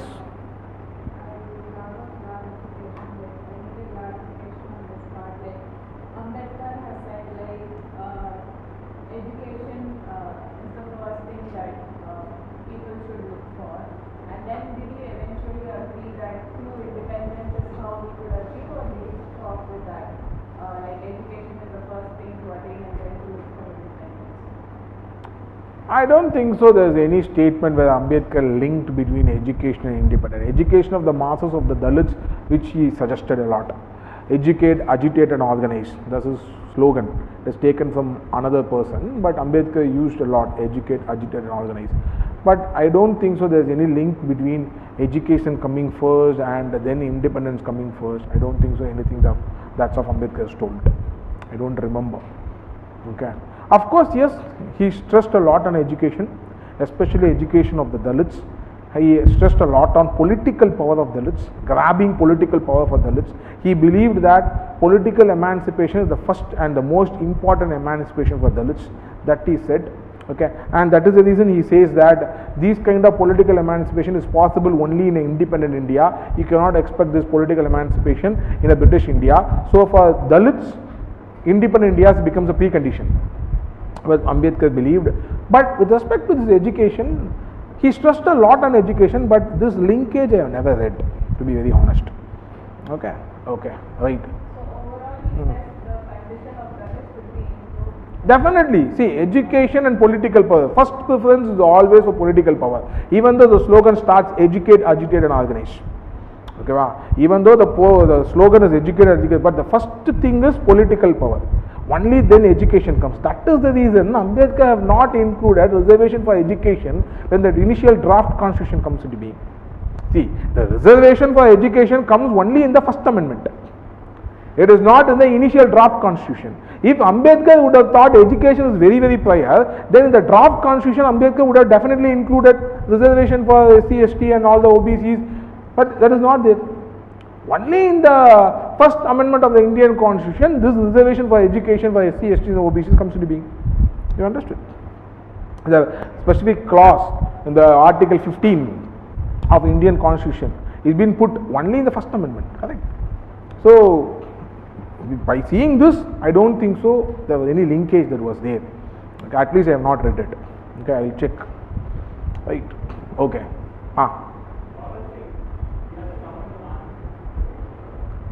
See, because he called his organization as socialist, we have put Bhagat Singh inside the socialist, revolutionary socialist. Okay. Of course, yes, there is a very mild difference between being a Marxist and a socialist. As I already told you, socialism, inside socialism, communism is one form of socialism and Marxism is one form of communism. So, eventually all Marxists should be a socialist. So, Bhagat Singh was very, very close to Marxism. Very, very close to Marxism, no doubt in it. But because he called his association as a Republican Socialist Association, we want to put it that way. Okay, that is how most people classify. So I also classify that way because it's a competitive examination. If it is probably a research article, I would have directly put Bhagat Singh in Marxism. But since it's competitive exam, I think it's better you classify Bhagat Singh under socialism. Right? Okay. Any other thing? Any other doubts? Please ask me a lot of questions. Both these questions were good. Ask me a lot of questions because then I could explain you a lot. Because we generally come with a template. Okay, see, I am coming with the PPT nowadays. Okay, I always come with a template. So we think that okay, this the template is over, I have explained everything, but not always the case. The possibility that I miss a lot of things. Okay, I will know only when if you ask. Okay, that is the reason I suggest please read and come. Okay, please read and come. Right, anything else? Okay, we will have a break for 15 minutes. So now it is 5:28, 5:45 we will meet. Okay, thank you.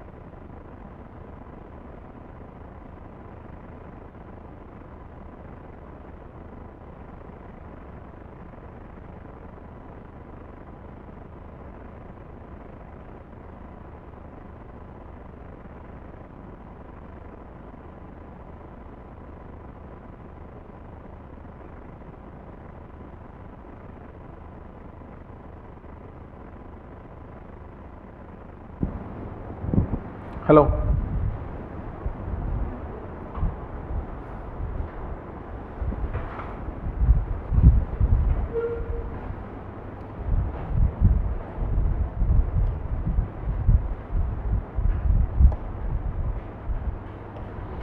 Right.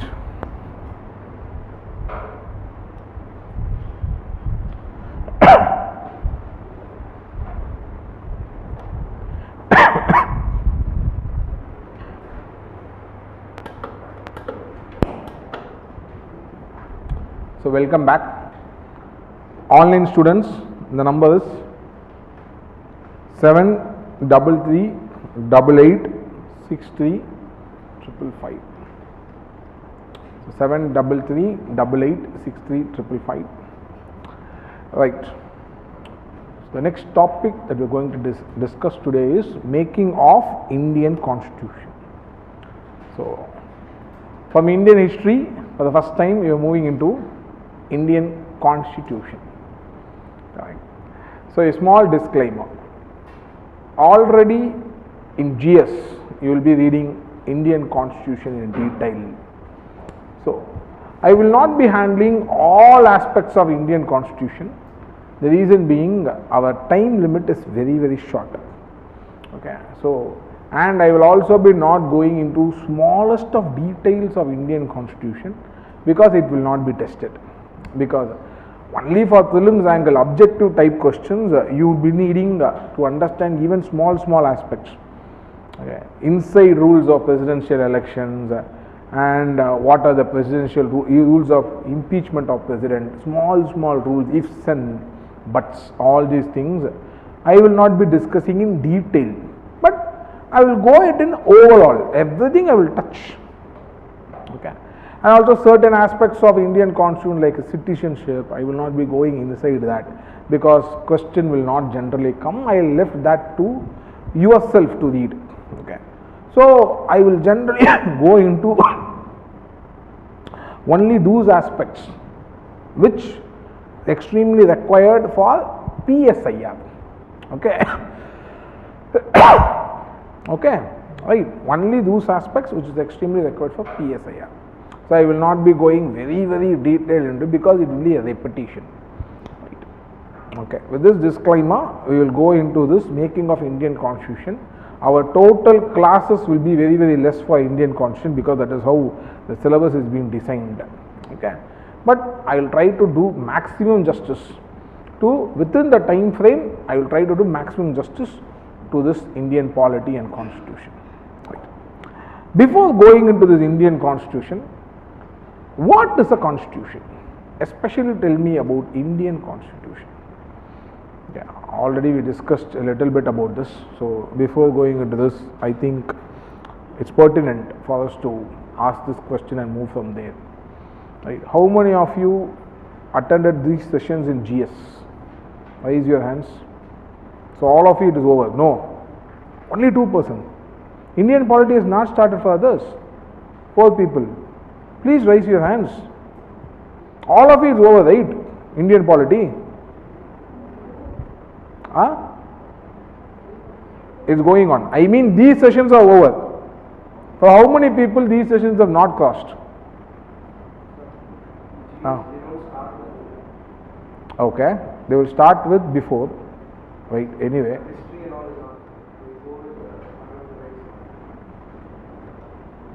is it? They start with fundamentals directly.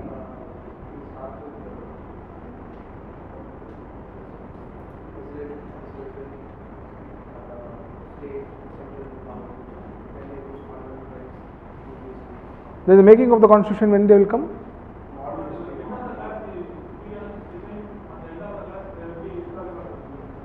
So modern history they will discuss this.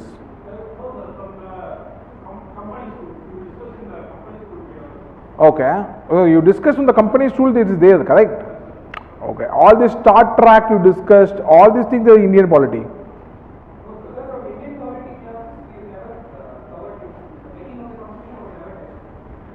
Is it? Okay. So the Starter Acts and the Councils Act, all these things comes under Indian history. Modern history. You read that under modern history. You don't read that in Indian polity, is it? Okay. Then okay, we will see now. Okay.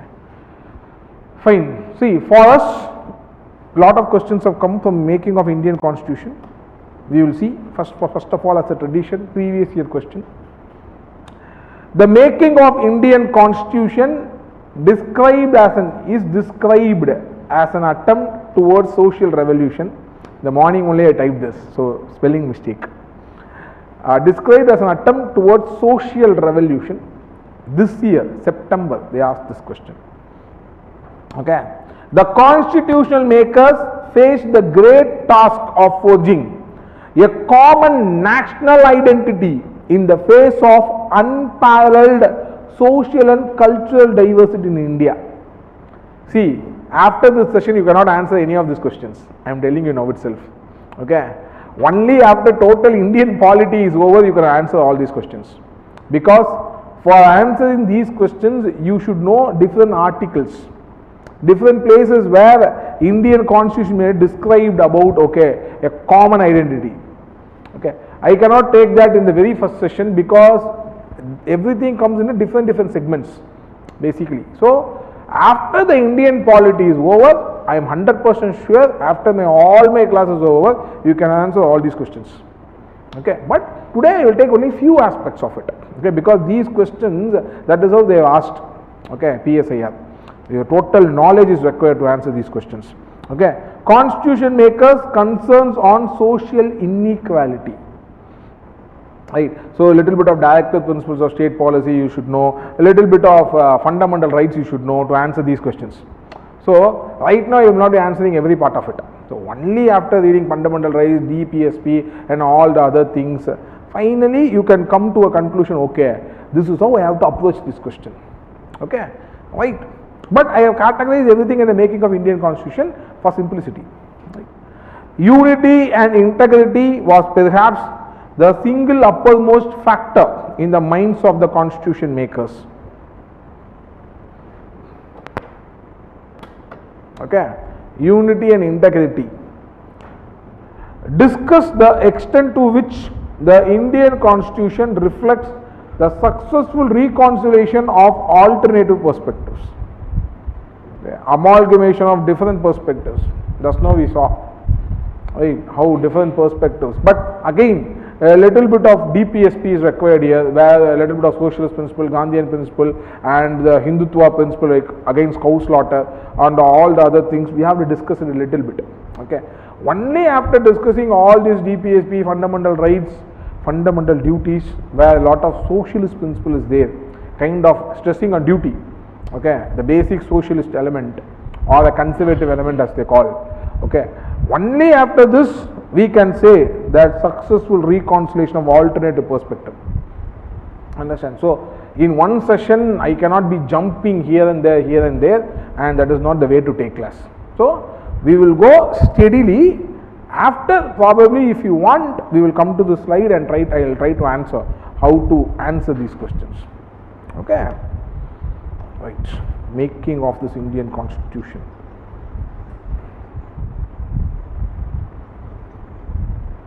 So, what is a Constitution?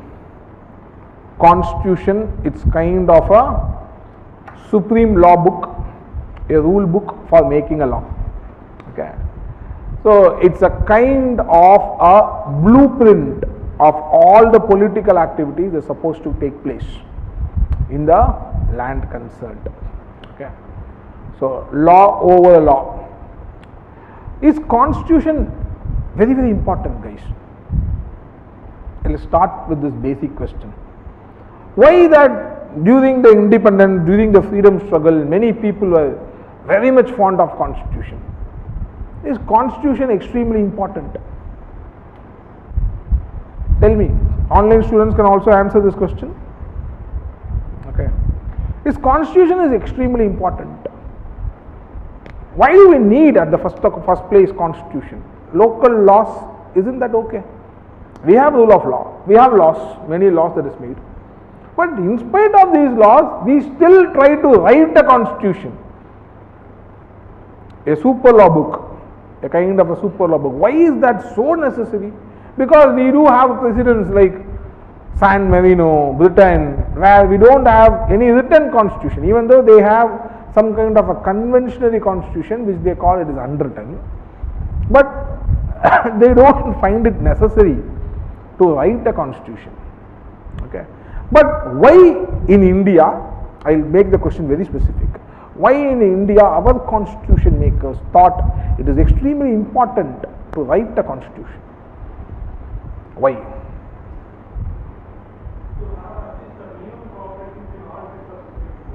To have at least a minimum cooperation between all sects of society,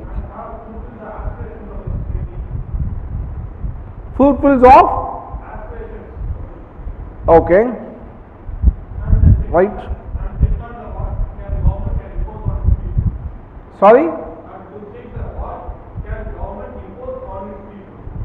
okay, right, any other thing, any other thing, any other thing, any other thing, why a constitution is extremely important? What do you exactly get in the constitution? Think that way, then you can easily answer this question. What do you get to know in a constitution, basically? So the basic function of any constitution is only two things, basically. It first of all gives the duties or the way by which a public functionary can function, a public servant can function. That's the first point. Okay, all the government agencies of the government, how it should function. Okay, it is detailed in the constitution. Okay, at the same time, it also must detail what are the things these public functionaries must not touch when they are ruling. That is what the part of fundamental rights, the kind of rights that we have. You should not touch these things. Without touching these things, do whatever you want. That can be said very clearly only in a written constitution, guys.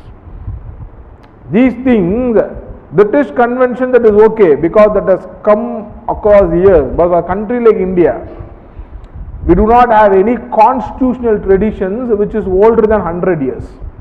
We did have a constitutional tradition, yes, but it is very infant constitutional tradition which is also important from the British ideas. 100 years old that was. Probably started somewhere around the Councils Act. Okay, we cannot consider the Charter Act as a constitutional tradition. Let's start from the 1861 Councils Act. So before independence of 1949, 1861 Councils Act in 1949 is not even 100 years. Right. So our constitutional tradition is very less, basically. So we cannot fall back on this British unwritten way of giving rights. So most important thing of a constitution, always remember this. Constitution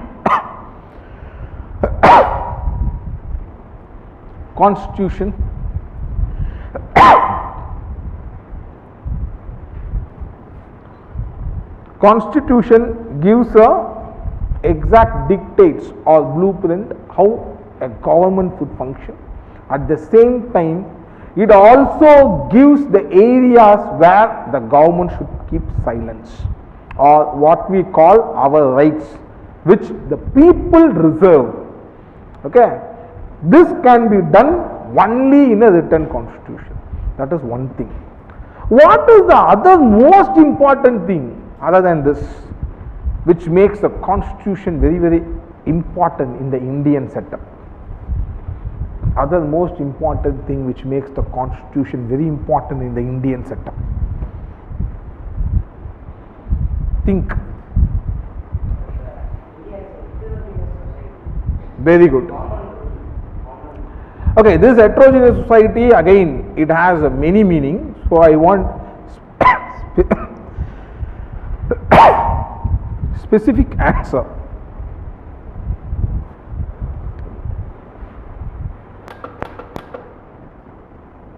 Okay, I need a specific answer. Yes, what you said is right. It's a heterogeneous society. I need a specific answer to it. What exactly mandated that constitutional makers at that point of time, or Indian leaders at that point of time, were asking for the constitution? Why I need a constitution? What is the specific Indian situation, basically? The heterogeneous society has a clue in it. Common rule of law, that is fine. Why? Why is the question?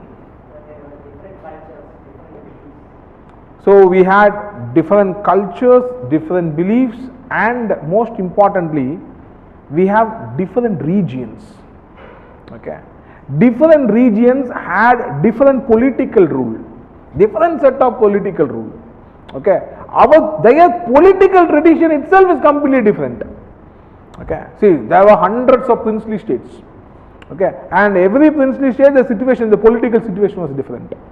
Okay, whether it's Manipur or Hyderabad or the Pudukkottai princely state. Understand? So everywhere the political rule was different, the culture was different, belief system was different. So once you are trying to bring everything into a common fold, then it is extremely important to have a super law which exactly dictates, okay, for this region what is important. Special rights for many regions is given in Indian constitution, isn't it? Special, not, we only know about Jammu and Kashmir because it has been abrogated recently. Otherwise, special rights were given for many regions. Correct? Autonomous regions are there. Why all these amalgamation is done? Because of the specific Indian situation. Okay. So all the national leaders from the earlier times do know it. 100 years ago also they know it. India is not one homogeneous society, as he said. It's a heterogeneous society. Not just in culture, not just in language, all possible means. Or any mean you say, India is different, unique. Language, so many languages. Hundreds of languages. Only recently, the recent census of India gives only 200 languages, I suppose. But earlier census of India, the census of India which came in 1950s, 1951, 1961, used to give some 1,000 languages. Okay, nowadays all these languages are put into dialect. Now they say only very less number of languages, but more than 1,000 languages is there in India. Okay, any which way you put, India is a purely heterogeneous society. So, all have different aspirations.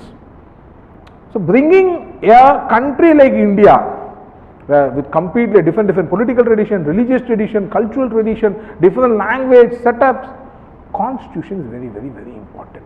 If it is not clearly written, then possibility of India breaking into small fragments is huge. Okay. Constitution makers were aware of it. That is the reason Indian constitution was made in a very, very, very proper way possible.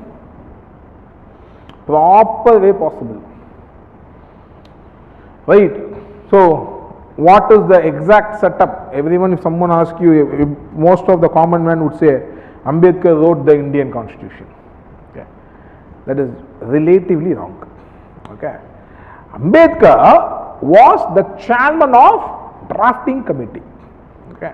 Ambedkar himself acknowledged that the credit that goes to me actually is extremely biased. Okay, that I wrote the Indian constitution.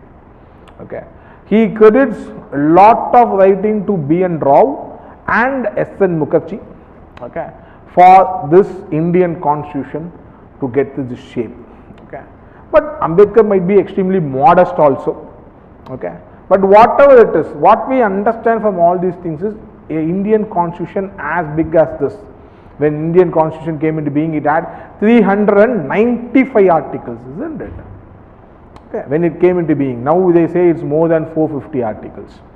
Okay, somewhere around close to that. But when it came into being, it had 395 articles. So one person writing all these 395 articles is not possible. Okay. So Ambedkar was the chairman of the drafting committee of the constitution. Who was the president of the Constitutional Assembly then? Sorry? Very good. Dr. Rajendra Prasad. Okay. He was the president of the Constitutional Assembly. So Indians decided, then they elected a constitutional assembly, we will say that was not a direct election, it was an indirect election. So by some means a constitutional assembly came into being, and in the constitutional assembly different committees was formed, Union Powers Committee, different committees formed, and one such committee was the drafting committee of the constitution, and who was the chairman of the drafting committee was Dr. B.R. Ambedkar. So Ambedkar was given some another 6 people and who assisted Dr. B.R. Ambedkar in drafting the constitution. Once the constitution is drafted by Dr. B.R. Ambedkar, it was brought into the floor of Constitutional Assembly. So all people discussed, they voted, like how a normal legislature procedure is done. Ambedkar will call out, he will discuss it, or Dr. Rajendra Prasad will call out the features of the article, and they will discuss it and they will put into vote. Okay. If any clarification needed, Ambedkar will come and speak. All these things are there in Constitutional Assembly debates. Okay. Right now I don't think so you will be having time to read Constitutional Assembly debates, but if you have some time, okay, go through the Constitutional Assembly debates. Interesting read where you will understand how different perspectives actually they fought against each other. Every small issue, whether it's a cow slaughter or giving rights to one group of people or a minority rights or anything that you say, abolition of titles, there were certain things where huge discussion was done. People from all backgrounds were there, Hindutva background was there, socialist background was there, Marxist perspective people were there, and landlords were there where they are defending their own landlord position, working class people defending their position. So it will be extremely interesting read how these people, so everyone will be voting. Once the article is read by Rajendra Prasad, everyone will be voting. A discussion will take place. One person will propose, okay, I am proposing a change in this particular article, and they will put that particular word to vote, and everyone will raise the hand and vote for the particular change in the phrase of the article. So slowly and steadily all these things were done for months together, and finally the constitution what we get now was framed. This was a process. Okay, all were involved, people of all minds, great minds from across the length and breadth of the country were involved in making the constitution. Okay, you have to understand that.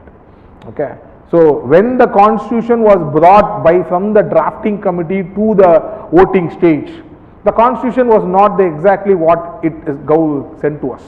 Okay, it has changed hugely when it was voted in the Constitutional Assembly. It changed hugely. Okay, so once B.N. Rao is the first person who writes the initial draft of the constitution, and he gives that to Dr. B.R. Ambedkar. That is how the story goes. Okay, so once B.N. Rao writes the initial part of the constitution and gives that to Dr. B.R. Ambedkar, because B.N. Rao is the constitutional advisor to Constitutional Assembly. Okay, so he gives the draft constitution, and Dr. Ambedkar gets the draft constitution from Dr. B.R. Ambedkar, sorry, but from Dr.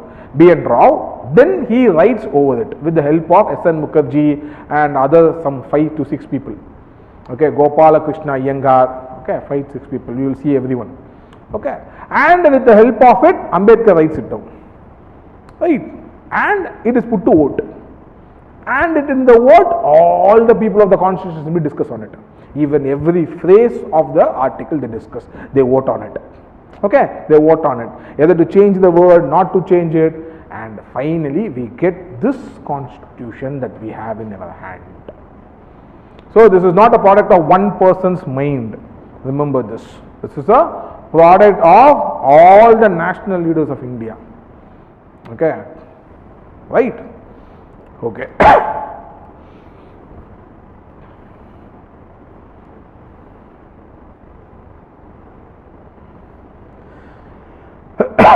When was the first thing the Constitutional Assembly was discussed? Different points of view by different people. Your Lakshmikant would say it was M.N. Roy who proposed the constitution in 1934 for the first time. But Subhas Kashyap in his book Indian Constitution has a different point of view to say. Subhas Kashyap says the first reference to Constitution Assembly of India, though not in the particular name, was made by Gandhi in 1922. Okay. A national convention was called which met on 24 April under the presidency of Sir Tej Bahadur Sapru. Tej Bahadur Sapru. This convention drafted the Commonwealth of India Bill. The draft bill was slightly amended to form to a committee of all parties conference held at Delhi in 1925, which was presided by Gandhi. Okay. But you have to understand, in 1922 and 1925, the concept of Purna Swaraj was not accepted by Indian National Congress. Only in 1929 late night and 1930 early morning, as you say, they actually accept the Purna Swaraj. So, all this constitution that we are speaking about, or the constitutional assembly that we are speaking about, was for dominion status. So, what they said is, they created a national convention, Indian National Congress. There were people of all the background everywhere came and met, and after discussing with all the national leaders, Indian national leaders created a constitution, drafted a constitution. What they called was Commonwealth of India Bill. Okay, but that constitution did not speak about free India. That constitution did not speak about independent India, because at that point of time the concept of independence is not developed. Okay, we did not have the concept of Purna Swaraj. So that was a kind of a rule of law that all our national leaders wanted to force under the dominion status, the British Crown. Okay, but only after Purna Swaraj is then comes the question of M.N. Roy, where he says he again moves for the idea of Constitutional Assembly, which is also said in your Lakshmikant book. In 1938, Jawaharlal Nehru, on behalf of the INC, declared that the Constitution of Free India must be framed without outside interference by a Constituent Assembly elected on the basis of adult franchise. Okay, but finally, after the Cabinet Mission Plan in 1946, the Constitution of India comes into being. Okay. At that point of time, the Constitution of India was not elected directly by the people, because no time. So what they did is, already elected representatives, from the elected representatives they went for an indirect election to select the members of the Constitution Assembly. Okay, and the princely states can nominate. Okay, that is how India did it. Even though the Jawaharlal Nehru wanted the members of the Constitutional Assembly to be directly elected, because of the lack of time, this is done. And Subhash Kashyap says it is better that is done this way, because we saved a lot of time. And the Indian Constitution also has served the testimony of time actually. It is more than 70 years now, but still the Constitution holds good. So all our nearby constitutions have collapsed more than one time. Whether it's a Bangladesh, whether it's a Sri Lanka, whether it's a Pakistan, all the constitutions have collapsed more than one time. Indian Constitution still holding extremely good. Okay. So our constitution makers, whoever it is, whatever it is, they decided what they did is right. Okay. So, Cabinet Missions Plan or scheme. The total strength of the Constitutional Assembly was to be 389. Of these, 296 seats were to be allotted to British India and 93 seats to the princely states. Out of the 296 seats allotted to the British India, 292 members were to be drawn from 11 governors' provinces and 4 from the chief commissioners' provinces. I mean, 1 from each. Okay. Each province and princely state or group of states, in case of small states, were to be allotted seats in proportion to their respective population. Roughly 1 seat was to be allotted for every million population. Seats allocated to each British province were to be divided among the 3 principal communities: Muslims, Sikhs and general, all except Muslims and Sikhs, that is what general is, in proportion to their population. The representatives of each community were to be elected by the members of that community in the provincial legislative assembly and voting was to be by the method of proportional representation by means of a single transferable vote. That is nothing but an indirect election that I spoke of. Right? The representatives of the princely states were to be nominated by the heads of the princely states. This is the plan or the scheme of cabinet mission.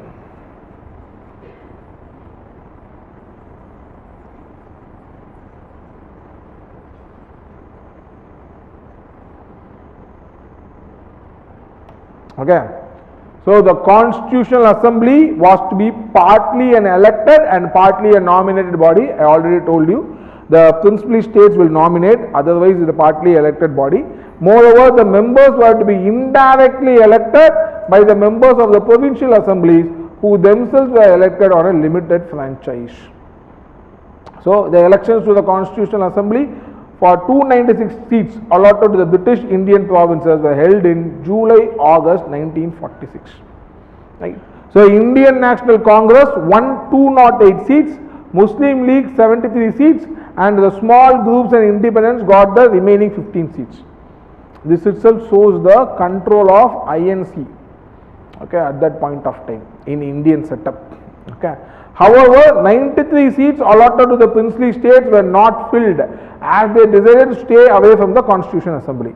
The assembly included all important personalities exception of Mahatma Gandhi. Again, you should know this to write in the exam. Mahatma Gandhi was not part of it. The Constitution Assembly held its first meeting on December 9, 1946. Okay. So Muslim League boycotted the meeting and insisted on separate state of Pakistan. Right. So first initially Muslim League did not participate. The meeting was thus attended by only 211 members. Dr. Sachidanand Sinha, the oldest member, was elected as the temporary president of the assembly following the French practice. Okay. Later, Dr. Rajendra Prasad was elected as the president of the assembly. Okay. Similarly, both H.C. Mukherjee and V.T. Krishnamachari was elected as the vice presidents of the assembly. In other words, assembly had two vice presidents. See, the most of the Indian constitution, the tenets of the Indian constitution, we generally ascribe that to what Mr. Jawaharlal Nehru submitted as the objective resolution. So to understand Indian constitution in totality, what Jawaharlal Nehru said in the objective resolution is very important. Right. So on December 13, 1946, Jawaharlal Nehru moved the historic objective resolution in the assembly. It laid down the fundamentals and philosophy of the constitutional structure. It read, "This constitutional assembly declares its firm and solemn resolve to proclaim India as an independent sovereign republic and to draw up a future governance of the constitution." See, this word independent sovereign republic again was mentioned in the preamble. At that point of time, as you know, the socialist and secular terminology was not there. It was again inserted into the India's preamble only in the 42nd amendment of the Indian constitution. Right. Okay. So all these things you will see slowly. Where in the territories that now comprise British India, the territories that now form the Indian states and such other parts of India as are outside India, and the states as well as other territories as are willing to be constituted into the independent sovereign India shall be the union of them all. Wherein the said territories, whether with their present boundaries or with such others as may be determined by the Constitution Assembly, and therefore according to the law of the Constitution, shall possess and retain the status of autonomous units together with residuary powers and exercise all powers and functions of the government and administration, save except such powers and functions are as vested in or assigned to the union or inherent or implied in the union. This laid down the exact federal principle of Indian constitution. Right. We will see that in the salient features of Indian constitution, Indians were extremely clear in bringing about a federal setup. The reason was very obvious. Why the reason was very obvious? Because we are already used to the federal tradition. Okay, Government of India Act 1935 or even before that, this tradition of federalism slowly and steadily incorporated into the Indian minds. But the nature of federalism was not there. It was again with lot of discussion finally was confirmed in the Constitution Assembly.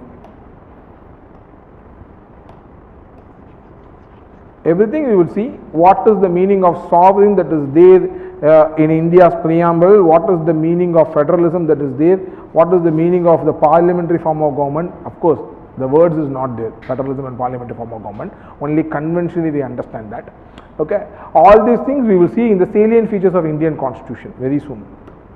Okay, wherein all power and authority of the sovereign independent India, its constitution, parts and organs of the government are derived from the people.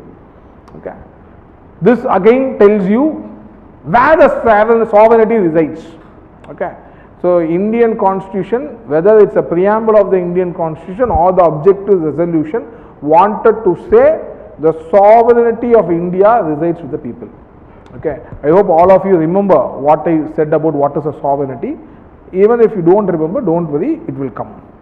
Wherein shall be the guaranteed and secure to all people of India justice, social, economic and political, equality of status of opportunity and before law, freedom of thought, expression, belief, faith, worship, vocation, association, action subject to law and public morality. All these things are there in the Indian Constitution, either in the preamble or otherwise. Okay, that is the reason I said objective resolution is extremely important. Okay, wherein adequate safeguards shall be provided for minorities, backward and tribal areas and depressed and other backward classes. So the essence of Indian Constitution again was told by Jawaharlal Nehru in the objective resolution. So before drafting the Constitution Assembly, Jawaharlal Nehru gives certain instructions. The instructions, the names of objective resolution, which was passed in the Constitution Assembly itself. Okay.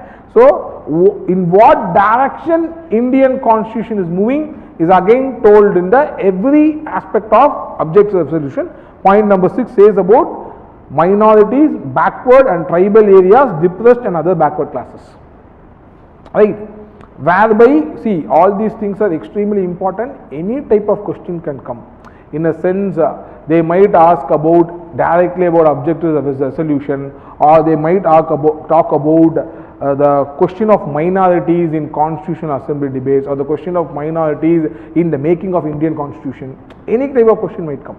So where there is a question comes on, okay, how the question of minorities were discussed or are discussed while making the Indian Constitution, then you have to start with the objective resolution and you have to discuss a little bit of Constitutional Assembly debates, then you go to the minority provision that is there in our Indian Constitution. That is how we have to proceed further. Right?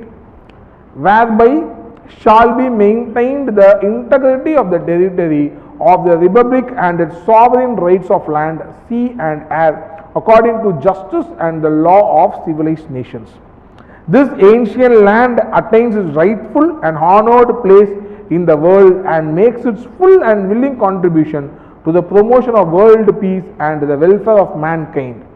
This resolution was unanimously adopted in 1947. Okay. So India's Independent Acts was passed, and after that the Muslim League of Indian Territory, Indian Dominion as they call. Why we call that as Dominion? Because India has not become a republic.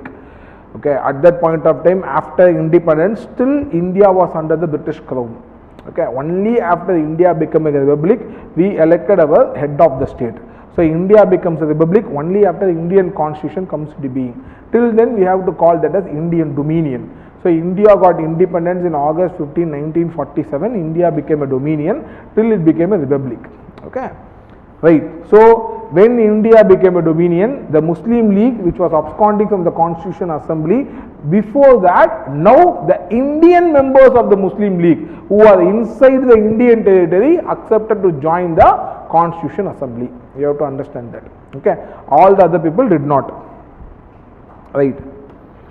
So the Indian Independence Act of 1947 made the following three changes in the position of the assembly. The assembly was made a fully sovereign body which could frame any constitution it pleased. The act empowered the assembly to abrogate or alter any law made by the British Parliament in relation to India.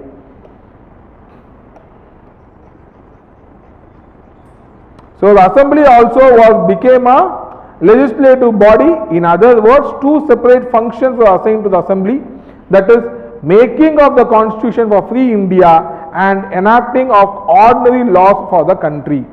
These two tasks were to be performed on separate days. Thus the assembly became the first parliament of free India, Dominion legislature.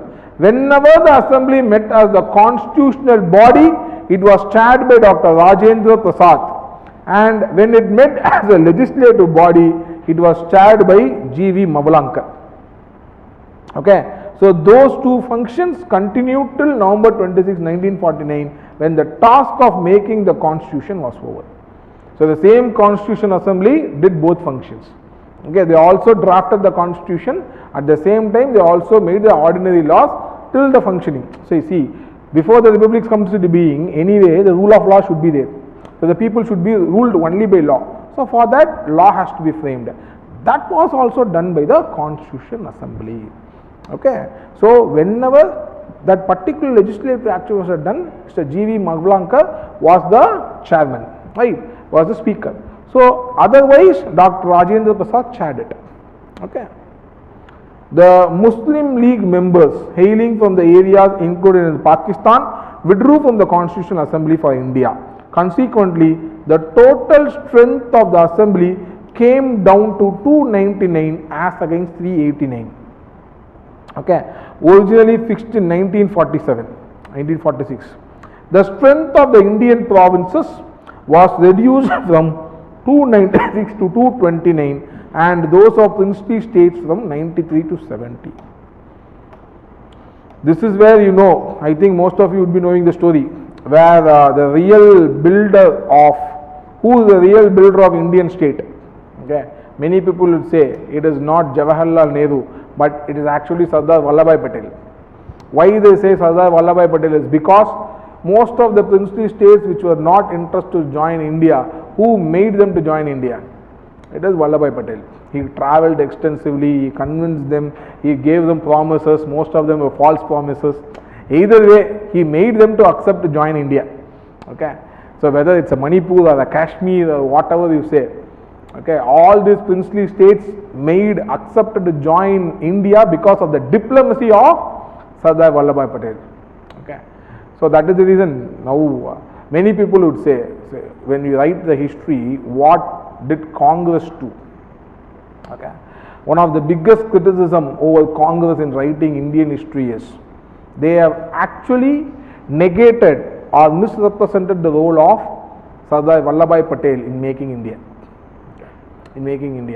Lot of importance to given to Gandhi and Nehru and their family.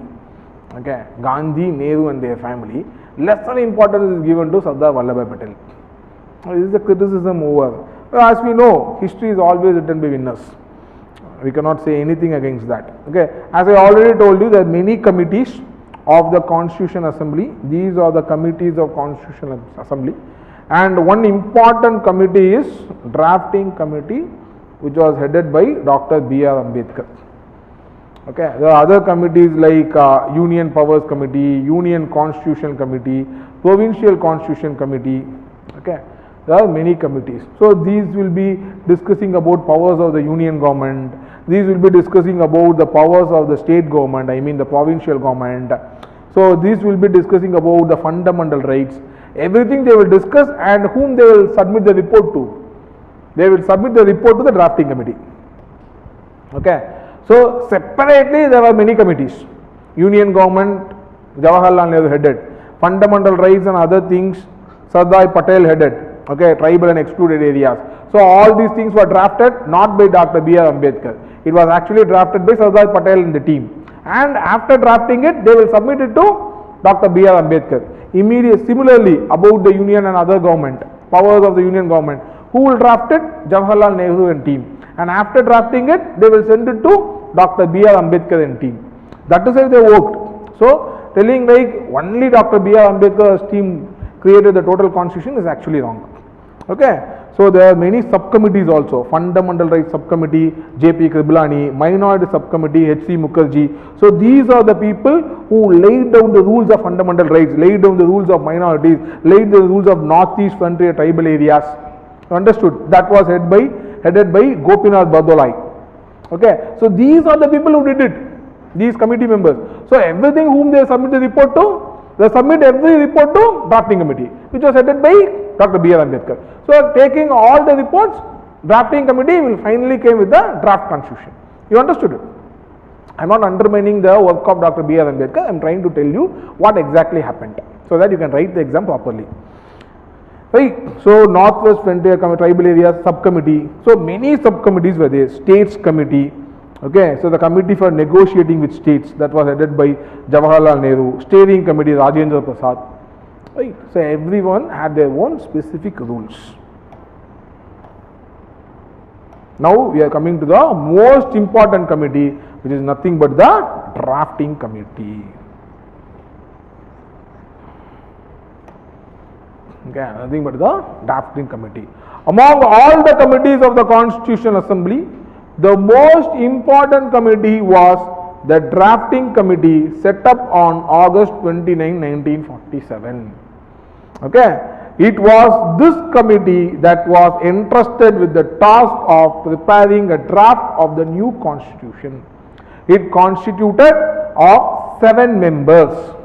Okay, who are the 7 members? Dr. B.R. Ambedkar was the chairman of the drafting committee, N. Gopalasamy Iyengar, Alladi Krishnaswamy Iyer, K.M. Munshi, Syed Muhammad Sadullah, N. Madhava Rao. He replaced B.L. Mitter. Okay, B.L. Mitter was the initial member, then he, because of ill health, he resigned. So, Madhav Rao came into being. And T.T. Krishnamachari, he replaced D.P. Maitan, who died in 1948. Okay, so these are the people. Sir B.N. Rao acted as the constitutional advisor to the Constitutional Assembly. Very, very, very important.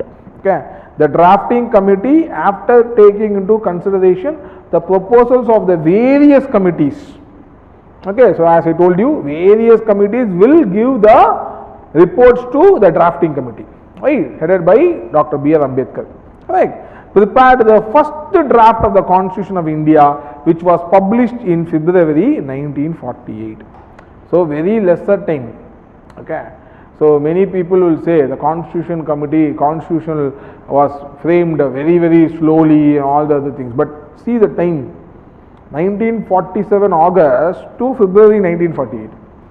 So, very lesser time they have submitted the first draft. Then they have to put everything into vote. See, even coming into a conclusion in the 100 people here, 50 people here is not that easy. See, all of us almost come from the same background, almost, correct? But in a Constitutional Assembly, we consider 200 and 300 people who came from different backgrounds, different society with different ideology. It is not that easy. Okay.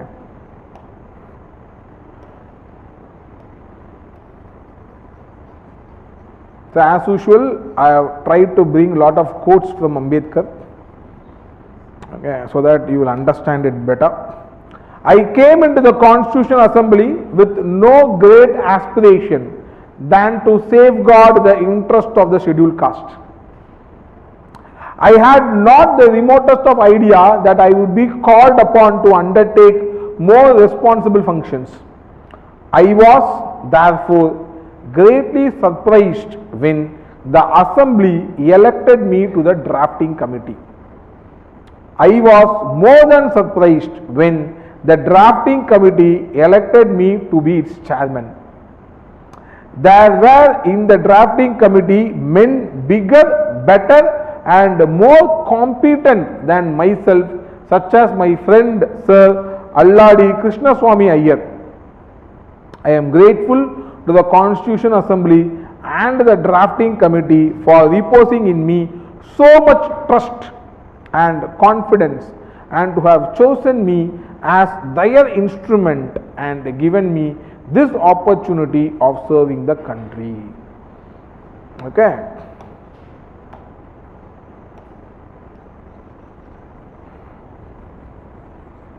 So again, this is a speech which Ambedkar gave in 25/11/1945. There are some important speeches.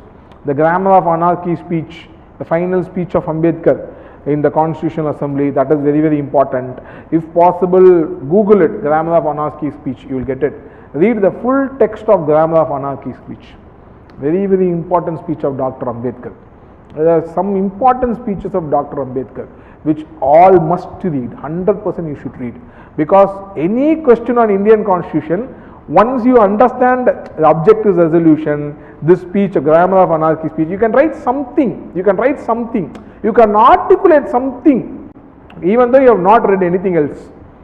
Okay, once you read these things, you can articulate something, what was the vision of India's constitution makers. Okay, certain things are very important, right? So coming to the drafting committee, it was elected by the Constitutional Assembly on 29th August 1947. It held its first meeting on 30th August. Since 30th August, it sat for 141 days, during which it was engaged in the preparation of the draft constitution.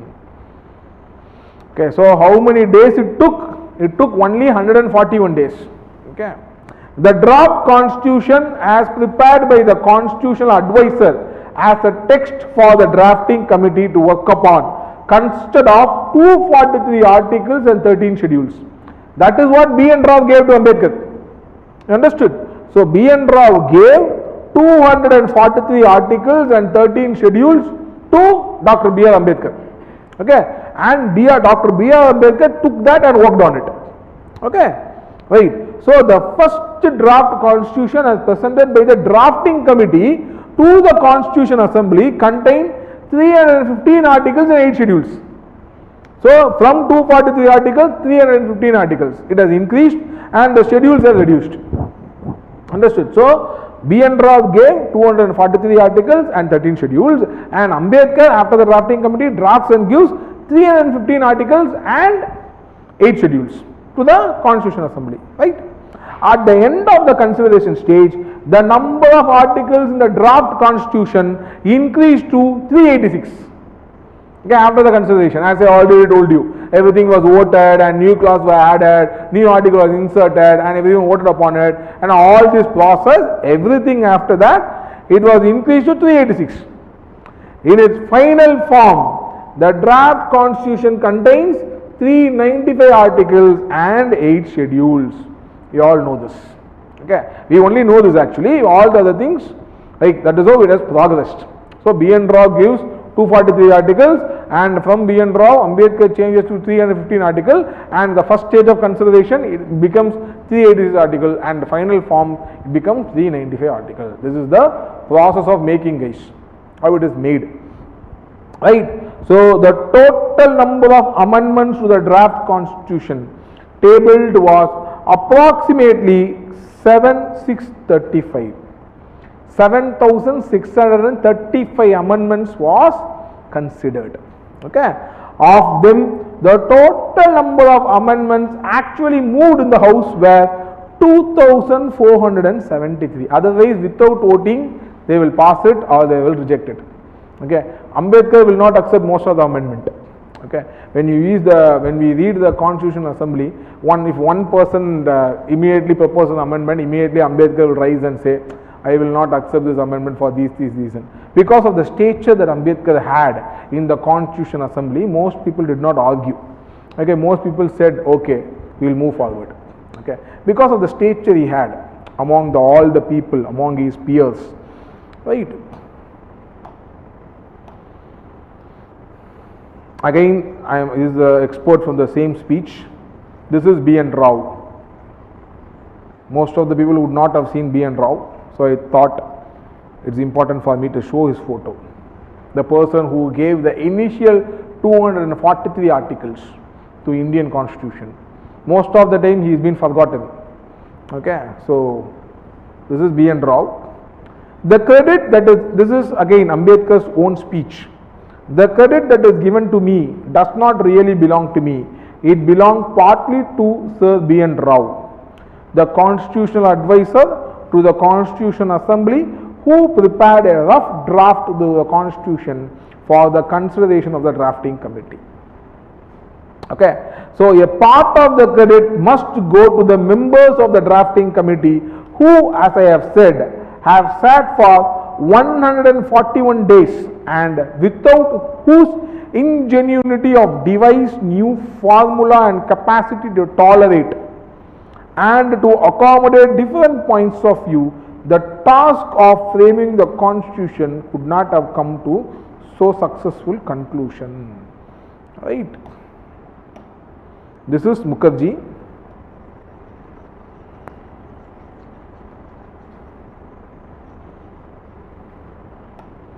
So much greater share of the credit must go to Mr. S.N. Mukherjee, the chief draftsman of the constitution. So Ambedkar credits two persons as the chief draftsman. One is B.N. Rao, another one S.N. Mukherjee. Right. His ability to put the most intricate proposals in the simplest and clearest legal form can rarely be equaled, nor his capacity for hard work. Okay. So he proposed a lot of proposals, even though this person was not very much part of the drafting committee. Without his help, this assembly would have taken many more years to finalize the constitution. I must not omit the mention the members of the staff working under Mr. Mukherjee, for I know how hard they have worked and how long they have toiled, sometimes even beyond midnight. Okay, about the workers of S.N. Mukherjee. I want to thank them for all their effort and their cooperation. Right.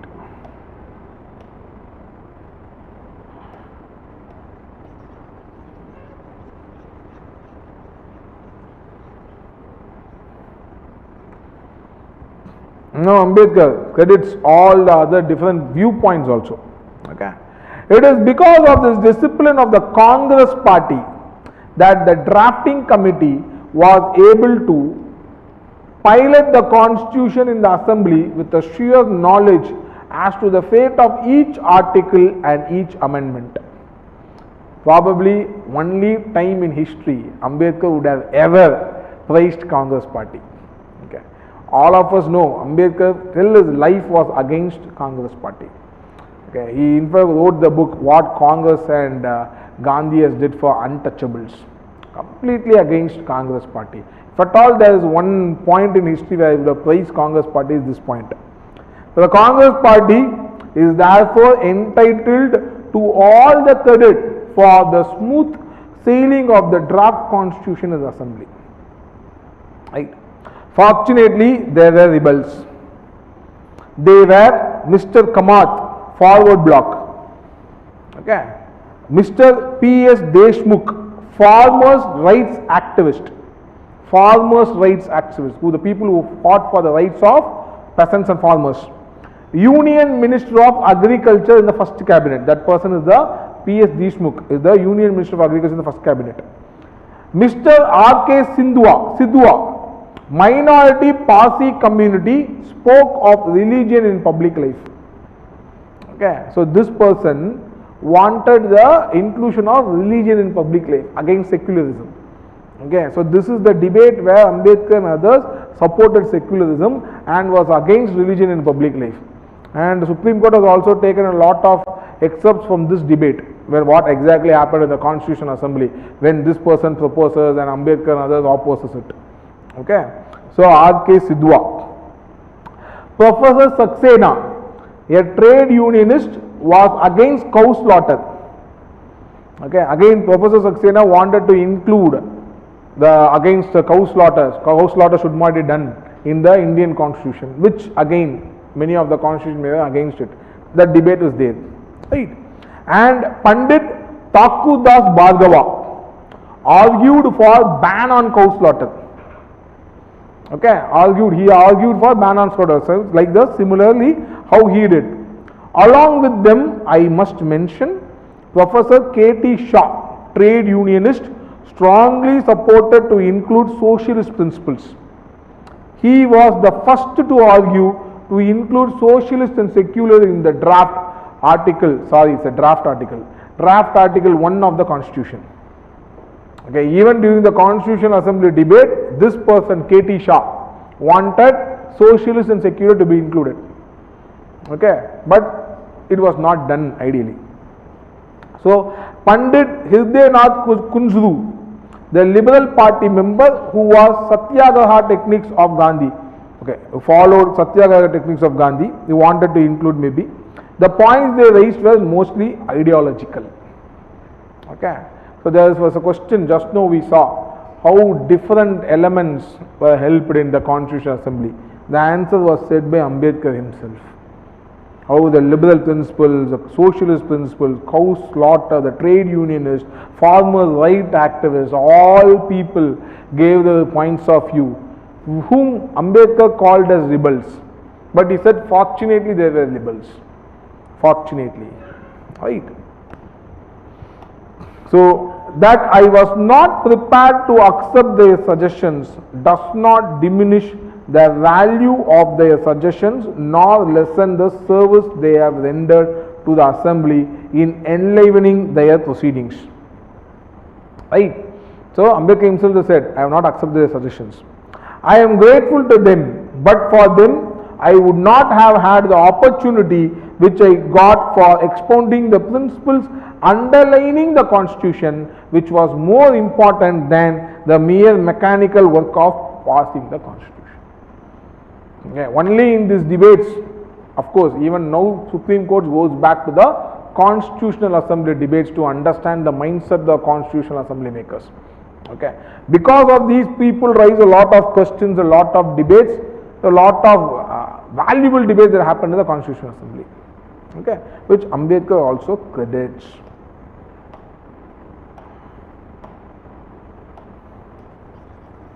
Okay, so with this, the enforcement of the Indian Constitution happens after all these debates that is done, after what B.N. Rao was given, after what drafting committee Ambedkar has drafted, and how it went to the Constitutional Assembly, and after all this debate by all the famous personalities. Mug the names of all the personalities. Okay, if it is needed, you can also furnish the names.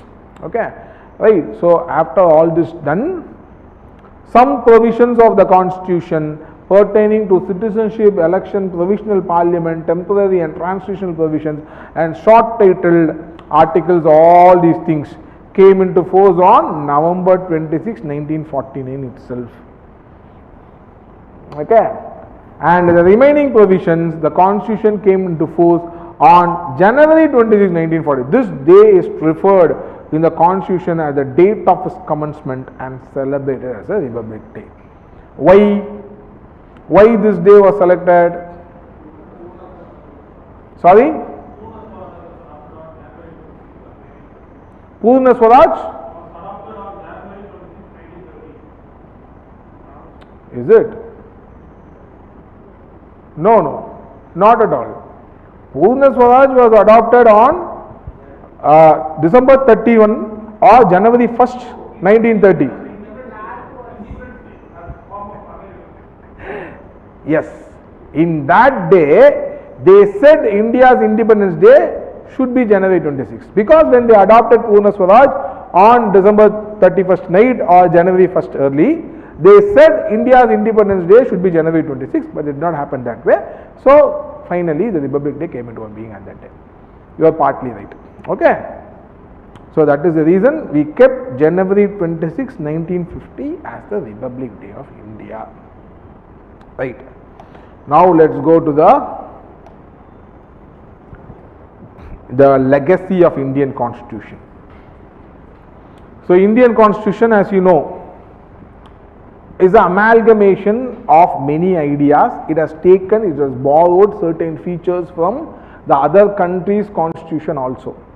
Okay, so what are the features which is borrowed from the other countries? So just now we saw the draft constitution predominantly was based on Government of India Act. Okay, B.N. Rao gives 243 articles, correct? And after that, Dr. Ambedkar and his team works on it. It becomes 315 articles, but based on what they work, where they have taken. Okay, B.N. Rao itself, what he does is, he actually took a printout of more than some 50 or 60 constitutions. I forgot the number of constitutions, and he gave it to all the members of the Constitution Assembly, all the members of the Constitution for consideration. Okay, he took the printout, B.N. Rao, this was done by B.N. Rao himself, even before the Constitutional Drafting Committee was formed. Okay, so he takes the printouts of all the constitutions, some 30-40 constitutions, and gives that to all the members. Okay, so Ambedkar and other people happen to read all the constitution of the other countries, and they also travel extensively. B.N. Rao also traveled, Ambedkar also traveled, they also traveled, went outside countries, spoke with the other people, especially B.N. Rao. He goes to America, he speaks with the constitution maker of America. That is where B.N. Rao decides to go with the procedure established by law, not a due process of law. I hope all of you know the story. See, he goes to America and he discusses where he comes and tells like the due process of law is extremely complicated. Don't go with due process of law, go with procedure established by law. Don't worry if you not understood it. When the point comes, I will explain it. Okay. So all these discussions are done, they have borrowed many things from different constitutions. Where we borrowed what? So first thing is Government of India Act 1935. So from the Government of India Act 1935, these things have been taken.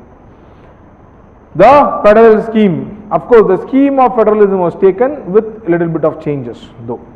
The office of the governor, the judiciary, public service commissions, emergency provisions, the administrative details. Okay, again, the emergency provisions were taken with a little bit of change. All these things we will see. Okay, so all these things have been borrowed from the Government of India Act 1935. What we followed or borrowed from Britain.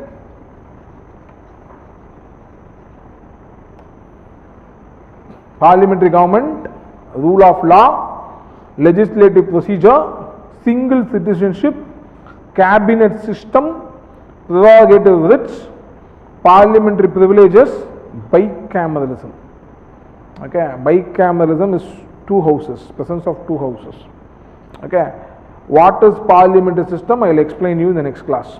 Okay, I will tell you the difference between what is a parliamentary system and a presidential system when we discuss about the presidential, salient features of Indian constitution. Right. So all these things are right now it has been borrowed by the Constitution of Britain. Right now we understand that. Okay. Then from Ireland, the most important of Indian constitution, where Indian constitution is extremely unique, is this directive principles of state policy, and that has been taken from Ireland. Okay, so most of the constitution will not be having directive principles that dictates what the lawmakers should do, how the government should behave, what is the future governmental action. All these things has been some kind of principles have been given. Okay, most constitution will not have it, but Indian constitution has it. It was taken from Ireland constitution. Method of election of president, the members' nomination to the Rajya Sabha by the president. Okay, right. United States of America, impeachment of the president, the functions of the president and the vice president, removal of Supreme Court and High Court judges, fundamental rights is very important. As I already told you, India goes for the constitution only because of this very reason, most of the time I would say.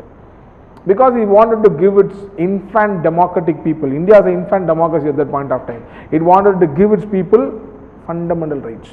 Okay, judicial review, independence of judiciary, and preamble of the constitution. All these things are taken from United States of America. I hope you will be understanding a little bit, because already most of you have gone for Indian polity, so you will be knowing this. Canada, centrifugal form of federalism where the center is so stronger than the states. Okay, that is what India is also having. Okay, we have a federal setup.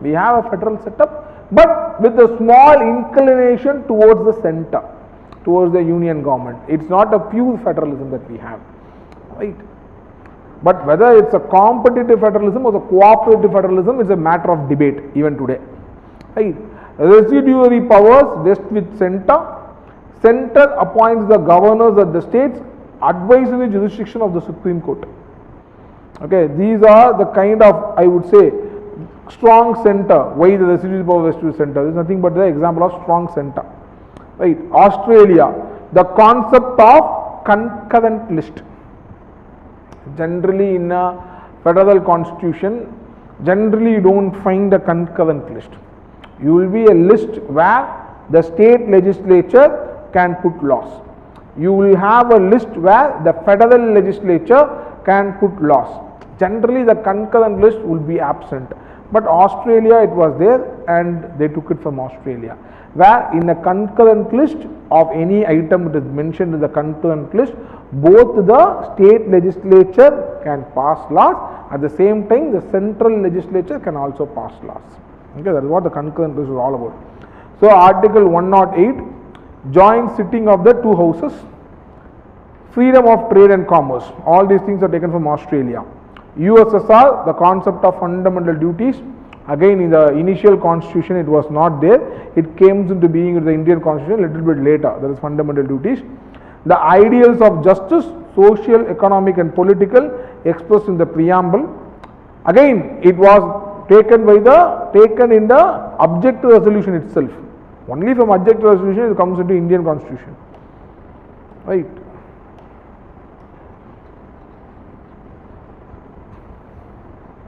The concept of republic and the ideals of liberty, equality, fraternity was taken from France.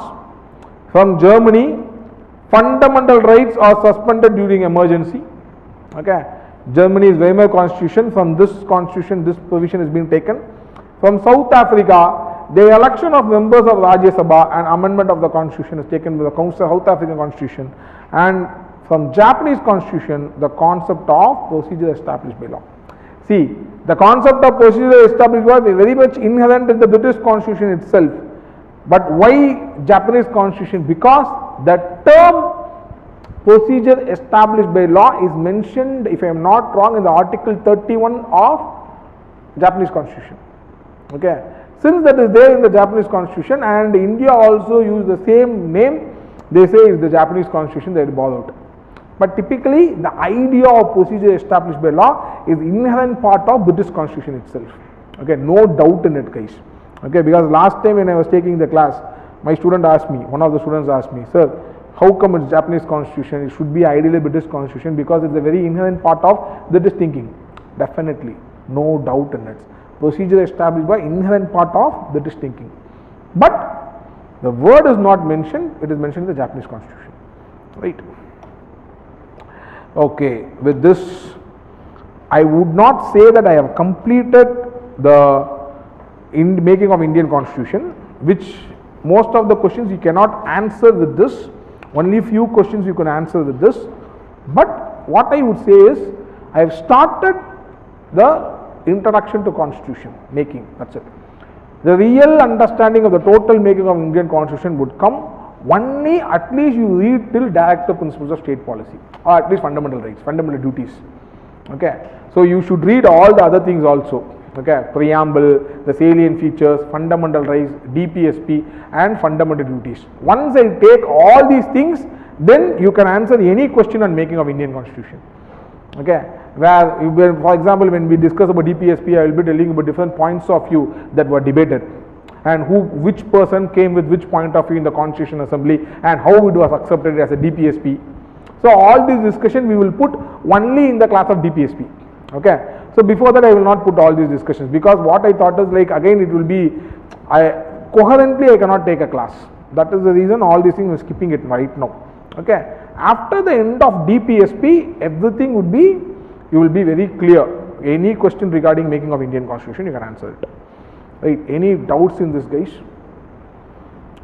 What is the time now? Okay, any doubt? Online students also, it has been a very long time they have asked me any doubt. Please ask me doubts.